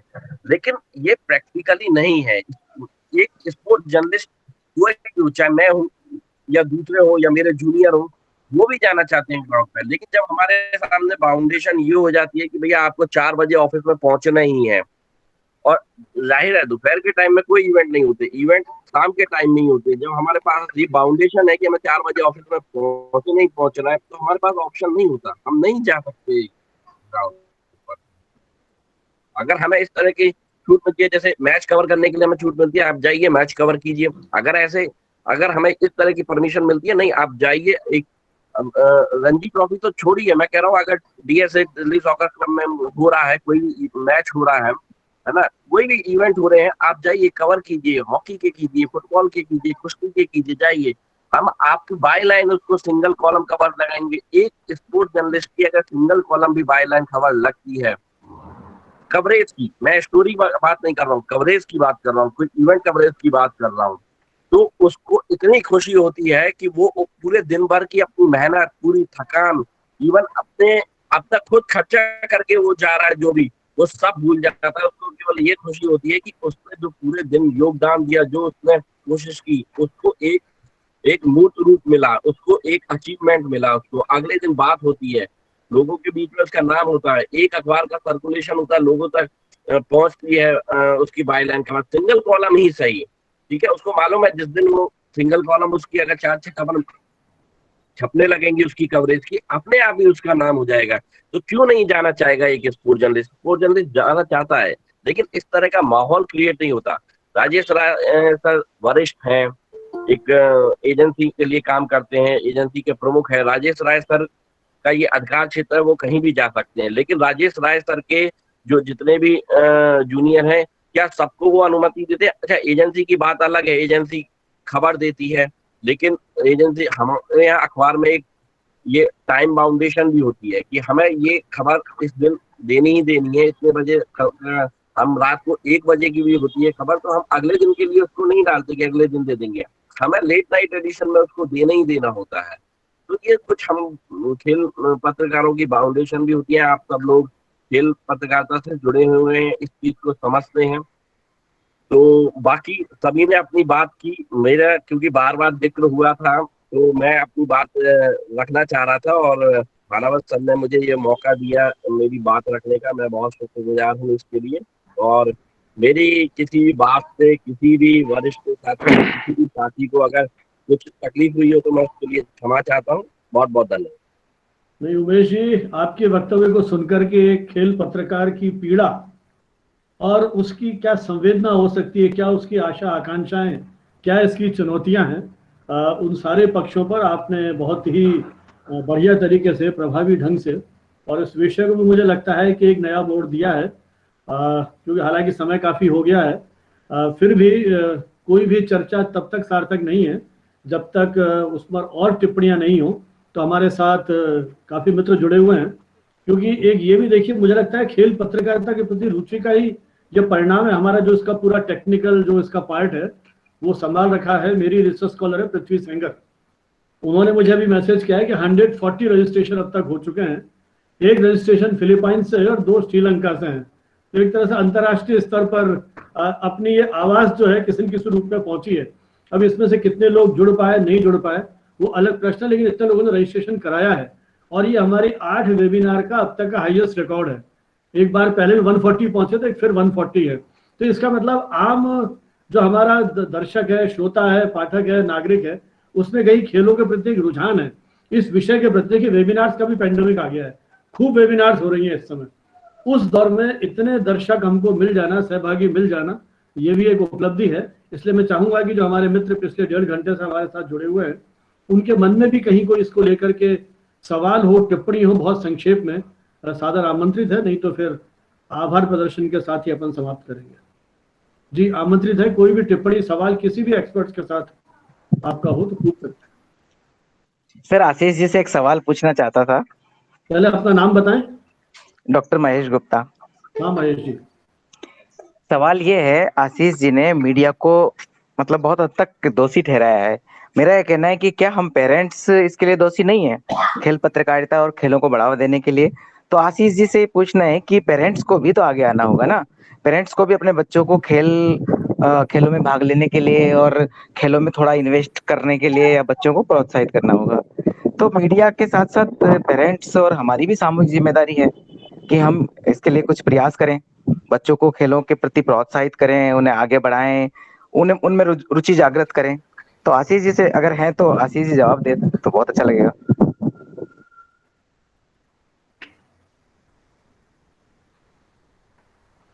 जी डॉक्टर, हाँ महेश जी, आप बहुत उम्दा बात कही है और ये बिल्कुल मैंने दोषी नहीं ठहराया, लेकिन हमारा जो पूरा माहौल है, हम एक खेल की संस्कृति जो विकसित करनी चाहिए उसको करने में कहीं ना कहीं असफल हो गए हैं, मुझे जो लगता है अभी तक का मेरा जो विश्लेषण है। और पेरेंट्स इसलिए दोषी हैं, पेरेंट्स भी बराबर दोषी हैं, स्कूल भी दोषी हैं, हमारा जो माहौल है, वातावरण है, वो भी बराबर का दोषी है। आप स्कूल में जो बच्चे होते हैं उनको आप कितने ही स्पोर्ट्स में मेडल लेके आएगा, लेकिन हमारे माँ बाप की ख्वाहिश ये होती है कि किसी IIT से IITian बने या किसी मेडिकल से डॉक्टर बने या जाके इंजीनियर बने। उन सबके ख्वाहिश यही होती है कि हमारा जो बच्चा है मेडल जरूर लाए, लेकिन साथ में कहीं ना कहीं इसका एक सिक्योर फ्यूचर जरूर सिक्योर हो जाए। ये एक उनका डर भी है कहीं ना कहीं, क्योंकि खेलों में आज भी आप देखते हो कि महेंद्र सिंह धोनी से लेकर जितने बड़े खिलाड़ी हैं उन सबके लिए या तो DSP की या रेलवे के TT की या कोई ना कोई नौकरी गवर्नमेंट जरूर ऑफर कराती है। तो सब पेरेंट्स का ये अपना एक दुखती रग है कि हमारा बच्चा खेलेगा, कब तक खेलेगा, उसके बाद उसका फ्यूचर किस तरह का होगा, उनकी चिंता भी जायज है। इसलिए वो खेलों में फुल टाइम खेलों को नहीं मानते, ये तो मानते हैं पार्ट टाइम आप खेलिए, लेकिन फुल टाइम उसको इस तरह से नहीं माना जाता कि खेलों में आपका पूरा भविष्य बनने वाला है। हाँ, अब जो विराट कोहली को देखते हैं, PV सिंधु को देखते हैं, साइना को देखते हैं, नेहवाल को देखते हैं, कई नाम आ रहे हैं इस समय हमारे, तो उनको देखकर लगता है कि हाँ खेलों में भी एक फ्यूचर है। लेकिन अभी वो मानसिकता बदलने में बहुत लंबा समय लगेगा। मुझे लगता है अभी देश की मानसिकता बदलने में लंबा समय लगेगा। जिस समय हम खेल भावना से मैदान में उतरना शुरू करेंगे, अपने बच्चों को बाकायदा एकेडमी में ले जाएंगे। अभी हमारे यहाँ देश में एकेडमी भी नहीं उस तरह की, क्रिकेट की एकेडमी चलती है, कई एकेडमी है, लेकिन छोटे शहरों में, मझोले शहरों में, कस्बों में वो खेल की सुविधाएं नहीं है। अब एक गुरु हनुमान अखाड़ा था, उसने कितने सारे खिलाड़ी दिया, कितने पहलवान दिए देश के लिए। धनराज पिल्ले की एकेडमी भी चलती है ना, और वीरेंद्र सहवाग की एकेडमी भी चलती है, बहुत सारी एकेडमी चल रही है देश में। लेकिन इस सब के बावजूद मुझे लगता है कि पेरेंट्स भी उतने ही दोषी हैं, हमारा पूरा माहौल उसके लिए कहीं ना कहीं दोषी है कि हम बच्चे को एक अच्छा खिलाड़ी बनने के लिए प्रेरित करने के लिए तैयार ना जाने क्यों नहीं है। स्कूलों में PTI की जो पोस्ट होती थी वो खत्म हो गई है। आप प्राइवेट स्कूलों में देखिए, वहां पर मैदान थोड़े बहुत हैं, भी केवल दिखाने के लिए कि हम स्विमिंग कराते हैं, हॉर्स राइडिंग कराते हैं, वो खिलाड़ी पैदा नहीं करते हैं। तो ये कोई स्कूल कितने गर्व से कह रहा है कि हमने एक नेशनल प्लेयर दिया, तो ऐसी मुझे लगता है नहीं। और जब तक स्पोर्ट्स को लोकल कवरेज, जैसा क्राइम को मिलता है, पॉलिटिक्स को मिलता है, लोकल कवरेज मिलना भी शुरू जब तक नहीं होगा स्पोर्ट्स के लिए, तब तक खेलों को लेकर हमारी वो भावना है वो बदलने वाली नहीं है। हमें खेल खिलाड़ियों को एक नायक की हैसियत से देखना पड़ेगा, स्पोर्ट्स पर्सन में भी एक हीरो देखना पड़ेगा। कुछ अखबारों ने लोकल भी शुरू किए इवेंट्स, अभी पेंडेमिक में देखा नहीं हो पा रहा है, लेकिन हमारे जयपुर में महेश जी खुद राजस्थान पत्रिका से जुड़े रहे और अब ये शिक्षण का काम कर रहे हैं, जिन्होंने आपसे सवाल पूछा था। हमारे यहाँ एक दैनिक अखबार में जो उनके सिटी पेजेस आते हैं उसमें से हाफ पेज लोकल इवेंट्स के लिए, मतलब बिल्कुल सही कह रहे हैं सर। या उनके भी कोई इवेंट्स हो रहे हैं, उनको भी कवरेज दी है। तो मुझे लग रहा है ये परिवर्तन धीरे धीरे आने लगा है। तो उम्मीद बहुत करते हैं धीरे आ रहा कि है, जो बहुत स्लो मोशन में चल रहा है काम, तो थोड़ा कोई तेज और गति हमारे से मित्र को टिप्पणी करना चाहें। जी, मेरा नाम रुचि रस्तोगी है और भानावत सर, आपको मेरा बहुत बहुत प्रणाम, धन्यवाद। सभी गुरुवर को मेरा प्रणाम, सभी को मेरा नमस्कार। और मैं हिमकॉम इंस्टीट्यूट न्यू दिल्ली के अंदर विजिटिंग फैकल्टी हूँ, डिपार्टमेंट जर्नलिज्म मास कम्युनिकेशन। जी, मेरा क्वेश्चन जो है वो डॉक्टर स्मिता मिश्रा मैम से है, और क्वेश्चन ये है कि जब हम वेबिनार को सुन रहे हैं 11:30 बजे से, हम लोगों ने ओलंपिक्स की बात की, IPL की बात करी, और राजेश राय सर ने जैसे गांवों की जो जर्नलिज्म है उसकी बात भी करी। सबसे इत्तेफाक रखती हूँ, पर एक क्वेश्चन मन में मेरा ये मैम से इसलिए है क्योंकि मैम जो है विद्यार्थियों को लगातार लाभान्वित करती आ रही है बहुत गत वर्षों से। तो मैम, जो ऐसे बच्चे हैं जो रूरल एरियाज जुड़े हुए हैं और जिनमें इच्छा है ये कोर्स करने की, चाहे वो शॉर्ट टर्म हो, चाहे वो लॉन्ग टर्म हो, चाहे वो डिप्लोमाज हो, चाहे डिग्री हो, स्पेशली खेल पत्रकारिता, उनको किस तरह से प्रमोट किया जाए और उन बच्चों को किस तरह से मंच दिया जाए, या उन बच्चों को किस तरह से दाखिला कराया जाए जो हमारे आंसर के कॉलेज इंस्टीट्यूट है। आपने बड़ी सारी चीजें पूछ ली, लेकिन मैं मूलतः जिसको अगर सेंट्रलाइज कर पाऊँ कि आप ये कहना चाह रहे हैं कि जो बहुत हम्बल फैमिली से आते हैं, जो बहुत ग्रामीण परिवेश के जो बच्चे हैं, उनको खेल पत्रकारिता से कैसे जोड़ा जाए। अब मेरे ख्याल से यही आपका एक केंद्रीय स्वर है, और आपके जैसे जो तमाम जो यूनिवर्सिटी या इंस्टीट्यूट है उसको कैसे चीजें की जाए। जैसे देखिए, हमने जैसे वे आउट निकाला, क्योंकि दिल्ली यूनिवर्सिटी इतनी भारी यूनिवर्सिटी है और इतनी पॉलिटिकल एजेंडे के साथ जुड़ी हुई यूनिवर्सिटी है कि यहाँ पे कोई नया कोर्स करना, ECAC से पास करवाना, मतलब बरसों बरस, पूरा दशक निकल जाता है, वो कोर्स पास नहीं हो पाते हैं। तो हम लोगों ने UGC का जो एक परियोजना है एड ऑन कोर्सेज का, तो एड ऑन कोर्सेज की तरह हमने इसको शुरू किया। और अभी जो दीनदयाल उपाध्याय कौशल केंद्र वाली जो बातें हैं, तो उसके अंतर्गत भी इस तरह के इनोवेटिव कोर्सेज को प्रमोट किया जा रहा है। तो हमने ये एड ऑन कोर्स की तरह इसको 11 साल पहले शुरू किया था, कॉमनवेल्थ खेलों से पहले। तो ये 3 महीने का कोर्स होता है। ये 3 महीने के कोर्स में कंट्रोल कॉलेज की गवर्निंग बॉडी का कोर्स होता है। तो इस कोर्स के जरिए हम सीधा जो स्पोर्ट्स मार्केटिंग, स्पोर्ट्स इकोनॉमिक्स से जुड़े हुए जो लोग हैं, स्पोर्ट्स मीडिया से जुड़े हुए लोग हैं, वे ही आकर के यहाँ पर इनको बच्चों को पढ़ाते हैं। तो यहाँ पे ये जरूर है कि चूंकि हमारा जो कॉलेज है वो एक खास सिस्टम का है, तो उसकी फीस थोड़ी सी बढ़ जाती है।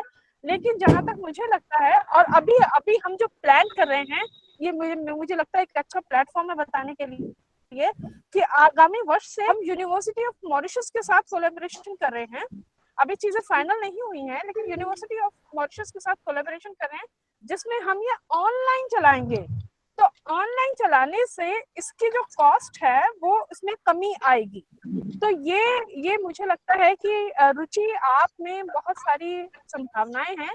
आप इस तरह से चीजें कर सकते हैं कि सर्टिफिकेट कोर्स या वीकेंड कोर्स, यानी सैटरडे संडे को आप 2-2 घंटे के कोर्सेज जो है वो स्टार्ट कर सकती हैं, just to take a initiative. ठीक है Ruchi ji, thank you so much ma'am, thank you ma'am. जी, और इसमें एक चीज और, इसमें बहुत सारे, जैसे अभी राजेश जी बैठे हुए हैं, ये दिल्ली स्पोर्ट्स जर्नलिस्ट एसोसिएशन के एग्जीक्यूटिव मेंबर हैं। अभी इन्हीं की संस्था के द्वारा हमने अनसंग हीरोज करके अपने कॉलेज में हमने एक सीरीज स्टार्ट की है, जिसमें लिम्बा राम या इस तरह के जो पास्ट ईयर्स के जो ग्लोरी थे, लेकिन आज वो थोड़ी सी खराब स्थिति में है, उनको वापस मेन स्ट्रीम में लाना, उनके बारे में सबको बताना, और उन्हें जो मदद चाहिए उस मदद के लिए प्रोसेस करना। तो ये दिल्ली स्पोर्ट्स जर्नलिस्ट एसोसिएशन ने ये कदम उठाया है। तो मुझे लगता है राजेश जी इसमें बहुत सहायक सिद्ध हो सकते हैं, इनकी संस्था बड़ी सहायक सिद्ध हो सकती है, जो दूर दराज में इस तरह के जो कॉलेजेस हैं वहां पर ये 1 डे 2 डे वर्कशॉप्स कर सकते हैं। जी बिल्कुल, thank you so much ma'am, धन्यवाद। ओके। हाँ साहब, और कोई सवाल? चलिए, मुझे लगता है कि यहाँ पर सर मैं एक यहाँ पे, चूंकि आशीष जी ने जो बात जहाँ पे समाप्त की थी, मैं वहां से एक लाइन जोड़ना चाह रही हूँ कि इन्होंने जैसे कहा कि खेल, मेरा कहना है कि खेल को केवल नौकरी पाने का जरिया ना माना जाए। खेल एक स्वस्थ नागरिक भी देता है, जो अपने आप में बहुत बड़ा उद्देश्य है। तो हमें ये उद्देश्य भी सामने रखना है। तो माँ बाप का भी ओरिएंटेशन, बच्चे से ज्यादा माँ बाप का ओरिएंटेशन जरूरी है। और जाहिर सी बात है, जब हम इतर स्पोर्ट्स के जो हमारे हीरोज और शीरोज हैं, इनको जब ग्लोरीफाई करेंगे तो लोगों में इनकी पहचान बनती है। जब मैं हरियाणा के गांव में गई थी रिसर्च के सिलसिले में, तो वहाँ के छोटे छोटे देहात के जो बच्चियां हैं, वो सब साइना नेहवाल को पहचान रही थी, वे सब मैरी कॉम को पहचान रही थी। तो मुझे लगता है कि एक पत्रकारिता का काम है, लेकिन और खेल चाहे वो ओलंपिक में जाए ना जाए, लेकिन खेल जरूर खेले स्वस्थ रहने के लिए, ताकि देश को कम से कम हॉस्पिटल बनाने पड़े। जी शुक्रिया। बहुत सुंदर, बहुत सुंदर। स्मिता जी, एक पक्ष और है जिसमें मेरी ख्याल चर्चा नहीं हो पाई। आज खेलों को लेकर के बहुत सारी फिल्में हमारे यहाँ पर बनी हैं, तो मुझे लगता है कि उस तरह की फिल्मों ने भी जनता में इन खेलों को लोकप्रिय बनाने के लिए या उस रुझान पैदा करने के लिए बहुत बड़ा काम किया है। तो अभी जैसे डिजिटल मीडिया की बात हो रही थी, या जो OTT के डिफरेंट प्लेटफॉर्म्स हैं, ये जब चीजें उधर शिफ्ट होंगी तो और ज्यादा जनता के साथ जुड़ पाएंगी। और जिस तरह से डिजिटल कैंपेन आगे बढ़ेगा, तो मुझे लगता है कि ये चीजें बहुत पॉपुलराइज हो पाएंगी। और जो हमारी नई शिक्षा नीति है, बताइए, कुछ कह रहे हैं सर। फिल्में तभी बनेंगी जब हमारे पास सक्सेस स्टोरीज होंगी। यानी कि मैरी कॉम तभी बने, जब वो मैरी कॉम जब तक जीतेगी नहीं, तब तक वो सक्सेस स्टोरी नहीं है। साइना नेहवाल, इस मायने में मैं उन्हें सबसे अद्वितीय मानती हूँ। और हो सकता है इस बात पर विवाद हो कि मैं उन्हें सचिन तेंदुलकर से बहुत बड़ा खिलाड़ी मानती हूँ। और वो इसलिए कि एक खिलाड़ी वो है जो 10 देशों में जो खेले जाने वाला खेल खेलता है, और दूसरा खिलाड़ी साइना नेहवाल वो है जो स्ट्रगल उनका ऑल टुगेदर उनका अपना स्ट्रगल है, और एक ऐसे खेल में वो दुनिया की नंबर 1 खिलाड़ी बनती हैं, जो कि 100-150 से ज्यादा देशों में खेला जाता है। तो साइना नेहवाल ने चीजें और मार्केट को वुमेन प्लेयर्स के लिए और अदर देन क्रिकेट प्लेयर्स के लिए ऑल टुगेदर बहुत चेंज कर दिया। जी सर। नहीं स्मिता जी, हीरोज पे तो फिल्में बनेंगी, लेकिन जो हमारे फिल्मकार हैं, देखिए आज पिछले कुछ दौर से मैं देख रहा हूँ, जरा सा हटके बात करूं, बहुत सारे छोटे छोटे विषय, क्या कभी हम कल्पना कर सकते थे कि सरकारी योजनाओं पर फिल्में बनने लग जाएंगी? और फिल्में बनी और बहुत पॉपुलर भी हुई। चक दे इंडिया जैसी फिल्में, वो भी पॉपुलर हुई। तो ये जो फिल्म, देखिए माफी चाहता हूँ, आपने चक दे इंडिया का जिक्र किया, खैर पिक्चर बहुत अच्छी बनी है, वास्तव में इंस्पायरिंग पिक्चर है, लेकिन वो एक काल्पनिक ज्यादा है। मैं वही कह रहा हूं। देखिए जो स्पोर्ट्स पर फिल्में बन रही है, उनके साथ जो परेशानी है, वो परेशानी ये है कि जो वस्तु स्थिति है, यानी जो खिलाड़ी के साथ हुआ है, उसको प्रेजेंट ना करके उसमें कुछ वो फिक्शन जोड़ते हैं। और फिक्शन जोड़ने के बाद, जैसे मिल्खा सिंह की जो आखिरी रेस दिखाई है, वो एक 400 मीटर एक पाकिस्तानी एथलीट के साथ एक रेस दिखाती है, जिसमें वो जीत जाते हैं, कि पूरा देश गौरवान्वित महसूस करता है, लेकिन वो एक फिक्शन है। सवाल ये होता है, जो महिला हमारी हॉकी टीम है, वर्ल्ड कप का फाइनल खेल रही है और जीतती है वहां पर, वो एक फिक्शन है। तो ये जब फिक्शन आ जाते हैं तो रियलिटी से वो बाहर चले जाते हैं। अगर स्पोर्ट्स पर्सन पर फिल्में बनती हैं तो जो उनकी वास्तविकता है वही दिखाई जानी चाहिए। अगर वास्तविकता को छोड़कर आप अदर देन फिक्शन दिखाने लगेंगे तो फिर एक काल्पनिक होड़, तो जैसे बाकी फिल्में होती है वो हो जाएंगी। बहुत जरूरी है कि खिलाड़ी के ऊपर अगर फिल्म बनती है, मूवीज बनाई जाती हैं, उनके बारे में जो दिखाया जाता है वो एक वास्तविकता का बिल्कुल नजदीक तक हो, जिससे देखने वाले को ये मालूम चले कि हाँ जो दिखाया गया वही है, उससे अलग नहीं है। नहीं, वो आपकी बात ठीक है, लेकिन देखिए कल्पना भी कई बार उस विषय को पब्लिक में लोकप्रिय करने के लिए उसकी भी अपनी भूमिका होती है। क्या मालूम कब कल्पनाएं साकार हो जाएंगी। ये मुझे लगता है कि साहित्यकारों की, कल्पनाशील लोगों की कल्पना का ही चमत्कार। आज से 10-12 साल पहले एक रोबोट पे फिल्म बनी थी, जिसमें रोबोट को उस फिल्म की नायिका से प्यार हो जाता है, उस रोबोट में संवेदना डाल दी थी। आज आपके रोबोट संपादकीय लिख रहे हैं अखबारों के अंदर, आपने पढ़ा होगा, ये गार्जियन का संपादकीय जो है वो रोबोट लिख रहा है। तो मैं कह रहा हूँ कि किस समय कौन सा दौर आएगा। तो मैं आपकी बात को खारिज नहीं कर रहा हूँ, आपकी बात से सहमत हूँ कि यथार्थ की अपनी एक आवश्यकता है, उसकी अपनी प्रासंगिकता है, लेकिन कई बार कल्पना आधारित फिल्में भी पब्लिक को उस तरह के लोकप्रिय बनाने के लिए, उस तरह की फील देने के लिए, उस तरह की टीम स्पिरिट को पैदा करने के लिए अपनी एक भूमिका का निर्वाह कर सकती है। देखिए अभी एक हाल में पिक्चर आई थी गोल्ड, 1948 लंदन ओलंपिक में जो भारतीय हॉकी टीम ने गोल्ड जीता था उसको लेकर बनाई गई थी। और फाइनल जो था भारत ने एक तरफा अंदाज में जीता था, उसमें कोई कुछ स्ट्रगल नहीं था, कहीं कुछ नहीं था, बहुत मजे में भारत ने वो फाइनल जीता था। भारत उस समय हॉकी का सुपर पावर हुआ करता था, जो ओलंपिक में अमेरिका या चाइना की स्थिति है। तो उस पिक्चर में ये दिखाया गया कि भारत ने जो सेमीफाइनल जीता वो बहुत स्ट्रगल करके जीता, जो फाइनल दिखाया गया वो बिल्कुल ऐसा लग रहा था कि स्ट्रगल करके जीता, भारत बिल्कुल हारने वाला है और लास्ट मोमेंट में जीत गया। उसको ड्रामेटाइज किया गया, उसको एक फिक्शन बनाया गया, जबकि ऐसा नहीं था।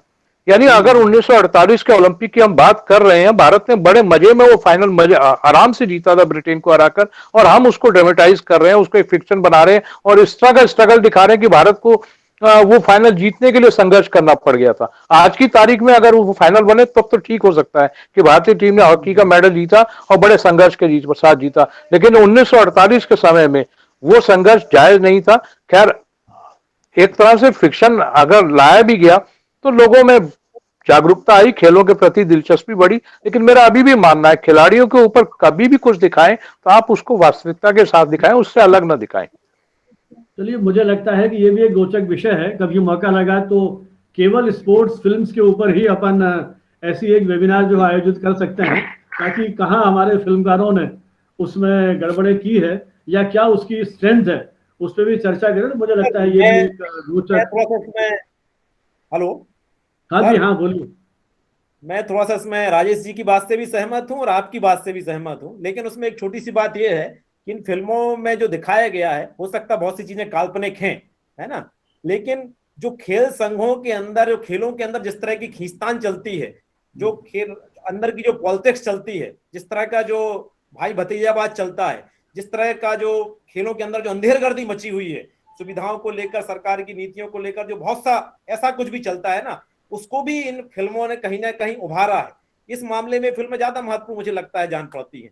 ये ठीक है, उसमें कुछ काल्पनिकता का पुटाया होगा, लेकिन खेलों की जो वास्तविक स्थितियां हैं देश के अंदर जो रही होंगी, उसको यथार्थ रूप में फिल्मों ने बहुत बखूबी मुझे लगता है चित्रित किया है। और आज भी खेलों के अंदर जो स्थितियां हैं, आप दंगल फिल्म को देखेंगे या कोई फिल्म देखेंगे, मैरी कॉम को देखेंगे, तो कितने तरह की चीजें जो गुथी हुई हैं, हमारे खेलों से चिपटी हुई है, उनको भी फिल्मों ने उकेरने का बड़ा अच्छा काम किया है। देखिए, जहां आपने दंगल पिक्चर का जिक्र किया, वो उसके जो कोच थे रियल में, आखिरी में दिखाया गया कि कोच को एक विलन बनाया गया, कोच को एक कमरे में बंद कर दिया गया, वहां मेडल जीता, वो सारा श्रेय उधर चला गया। लेकिन जब वो कोच जो रियल में है उसने कहा कि ऐसा कभी हुआ ही नहीं था, ऐसा कभी हुआ नहीं, और मुझे आपने एक बिना बात के एक विलन के तौर पे खड़ा कर दिया। लोग मुझसे पूछते हैं कि भाई उस समय ऐसा हुआ था, आपको कमरे में बंद कर दिया गया था क्योंकि आप श्रेय लेना चाह रहे थे। तो ये जो चीजें है ना, मैं वही कह रहा हूं, आप जो दिखाएं वो वास्तविकता दिखाएं। आप एक अच्छे भले कोच को आप एक विलन के तौर पर कैसे पेश कर सकते हैं? लेकिन ये प्रेरणा भी तो देती, गीता बबीता फोगट कैसे निकलती हैं और कैसे इतना बड़ा मुकाम बनाती हैं, ये एक इंस्पिरेशन भी तो है फिल्म के अंदर कहीं ना। उस बात से मैं सहमत हूँ, बिल्कुल उस बात से सहमत हूँ। मुझे लगता है कि अच्छा विषय है और कभी एक विस्तार से इस पर भी बात करेंगे, एक नया विषय। ऐसे ही परिसंवाद है, ये विचार श्रृंखला चलती रहे। तो मैं बहुत बहुत आभारी हूँ भाई राजेश जी ने, जो अपने 2.5-3 दशक का आपका पत्रकारिता का और उससे जुड़े हुए पक्षों का जो अनुभव है, बिल्कुल वो ग्रास रूट लेवल से उठा करके जो आपने अपनी बातें की और आपका अनुभव हमारे साथ शेयर किए। डॉक्टर स्मिता मिश्रा, इनके तो पूरे कार्यों को, इनके जो पूरी साहित्यिक यात्रा है, उसको तो बहुत निकटता से देखने, महसूस करने का अवसर मुझे मिला है, और न जाने कितने मंचों पर आपके साथ संवाद करने का मौका मिला है, और बहुत सारे प्रश्नों को, विषयों को हमने अपनी क्षमताओं के अनुसार आगे बढ़ाने की कोशिश की है। हमारी कई सेमिनार्स में आपकी सहभागिता रही, हमारे विद्यार्थियों के साथ आपने परिसंवाद किया, तो आपने समय दिया। इस अपनी उस व्यस्तता के बावजूद हमारे एक निवेदन पर, एक टेलीफोन पर, मैं उनके प्रति भी आभारी हूँ। आशीष द्विवेदी जी से भी बहुत लंबा जुड़ाव है, जयपुर हमारी कई कॉन्फ्रेंस में आपका आना हुआ, और जब इनसे बातचीत हो रही थी ये खेल पत्रकारिता पर पुस्तक की, तभी से मेरे मन में विचार कौन था कि अपन इस मंच पर इस पर और अधिक विस्तार से बात करेंगे। तो स्मिता जी राजेश जी को और उमेश राजपूत जी को इस मंच पर लेकर के आई, और आशीष जी और डॉक्टर स्मृति, इनके साथ तो मेरा बहुत पुराना जुड़ाव है। और स्मृति ने जब खेल पत्रकारिता का कोर्स शुरू किया था और ये एक नेशनल टास्क फोर्स बनी थी इसके सिलेबस को तैयार करने के लिए, उसकी भी मेंबर थी, तो इनसे तो आए दिन मेरी चर्चा होती रही है। और एक बहुत बड़ा काम राजेश जी और उमेश जी और स्मिता जी, आपकी जानकारी के लिए, कि स्मृति ने वहाँ रह के लगभग 100 एपिसोड तैयार किए, बेसिकली ज़्यादातर वो गुजराती भाषा में है, एक आध दो हिंदी और अंग्रेजी में भी हैं। मुझे भी उसके साथ जुड़ने का मौका मिला था। लगभग 100 एपिसोड बनाए केवल स्पोर्ट्स को लेकर के। जो स्वर्णिम गुजरात स्पोर्ट्स यूनिवर्सिटी थी, उनकी एक पूरी परियोजना थी, तो अलग अलग खेलों को लेके, उस खेलों की टेक्निक को लेके, उसके जुड़े हुए इवन ट्रेडिशनल गेम्स। और अभी जो बात आई थी अखाड़ों की, उस पर भी एक परियोजना इन्होंने तैयार की थी, लेकिन संयोगवश अब इन्होंने स्पोर्ट्स यूनिवर्सिटी छोड़ करके ये उड़ीसा चली गई और एक दूसरी स्टेट यूनिवर्सिटी में टीचिंग का असाइनमेंट ले लिया है। लेकिन उम्मीद करते हैं कि जो ये सारी चीज़ें शुरू हुई हैं ये आगे बढ़ती रहेंगी। तो मैं राजेश राय जी का, डॉक्टर स्मिता मिश्रा का और डॉक्टर आशीष द्विवेदी और डॉक्टर स्मृति पाढ़ी, इनके प्रति अपना आभारी हूँ कि उन्होंने अपना इतना समय दिया और इस परिचर्चा को जीवंत बनाने के लिए। उमेश राजपूत जी, डॉक्टर महेश गुप्ता, वो हमारे जयपुर के मित्र हैं और हमारे साथ बहुत लंबा जुड़ाव इनका कई मंचों पर रहा है। और रुचि रस्तोगी भी अब तो दिल्ली बस गई है जा करके, बाकी वो भी बेसिकली जयपुर में ही थी। आप सब ने इस परिचर्चा को सार्थक बनाया। और डॉक्टर उषा साहनी, उनके सवेरे से माइग्रेन का पेन हो रहा था तो उनको लीव करना पड़ा वो, लेकिन फिर भी उस अस्वस्थता के बावजूद भी उन्होंने लंबे समय तक इस सेमिनार को कंडक्ट किया। उनके प्रति, और पृथ्वी सेंगर, उनके प्रति भी आभारी हूँ जिन्होंने तकनीकी पक्ष संभाला। और लेटेस्ट जो फिगर है 142 है, तो ये अपना अब तक का रिकॉर्ड है रजिस्ट्रेशन हुए हैं। चलिए, और अब तक तो बांग्लादेश से भी मेरे ख्याल थे, और अब की बार 2 देश और जुड़ गए, फिलीपींस और श्रीलंका। तो मुझे लगता है कि आप सबकी शुभकामनाएं हैं। तो अपना ये विचार यज्ञ जो है ये चलता रहेगा और ऐसे ही मित्रों की आहुतियां मिलती रहेंगी और हम इस मिशन को आगे बढ़ाएंगे। कम्युनिकेशन टुडे का हमारे अभी का इशू है कोविड-19 और मीडिया पर है, और अगला इशू हम बता रहे हैं 100 years of media education in the country. तो इस पर अलग अलग एस्पेक्ट्स हम लिखवा रहे हैं। तो मुझे लगता है इस बातचीत से लगा कभी हो सकता है कि अपन कोशिश करें कि स्पोर्ट्स जर्नलिज्म पर ही एक विशेष अंक जो है वो प्लान करें, ताकि बहुत सारे पक्ष जो हैं तो अभी समय की कमी के कारण छूट गए हैं, उनको भी अपन विस्तार से ले पाएंगे। मैं सभी संभागियों का जो पिछले करीब 2 घंटे से हमारे साथ में हूँ, उनके प्रति आभारी हूँ। और सोशल मीडिया प्लेटफॉर्म्स के माध्यम से एक चैट में एक संदेश था कि इसका लिंक बताया जाए इस यूट्यूब का, तो मैं सोशल मीडिया प्लेटफॉर्म से और व्यक्तिगत जो मेरे मित्र हैं उन सबको भेज देंगे। और कम्युनिकेशन टुडे की जो वेबसाइट है उसमें इवेंट का एक ऑप्शन है, जब उसमें आप जाएंगे तो उसमें यूट्यूब का चिन्ह बना हुआ आएगा, उसमें सारी वेबिनार के लिए हमने यूट्यूब लिंक है वो वहाँ हमने डाल रखे हैं, उसको आप जब भी समय हो देख सुन सकते हैं। इन्हीं शब्दों के साथ साथ बहुत बहुत धन्यवाद। जय हिंद, जय भारत। धन्यवाद सर, थैंक यू सर, आपका आभार। Thank you sir, thank you sir, thank you, नमस्कार। Thank you, thank you.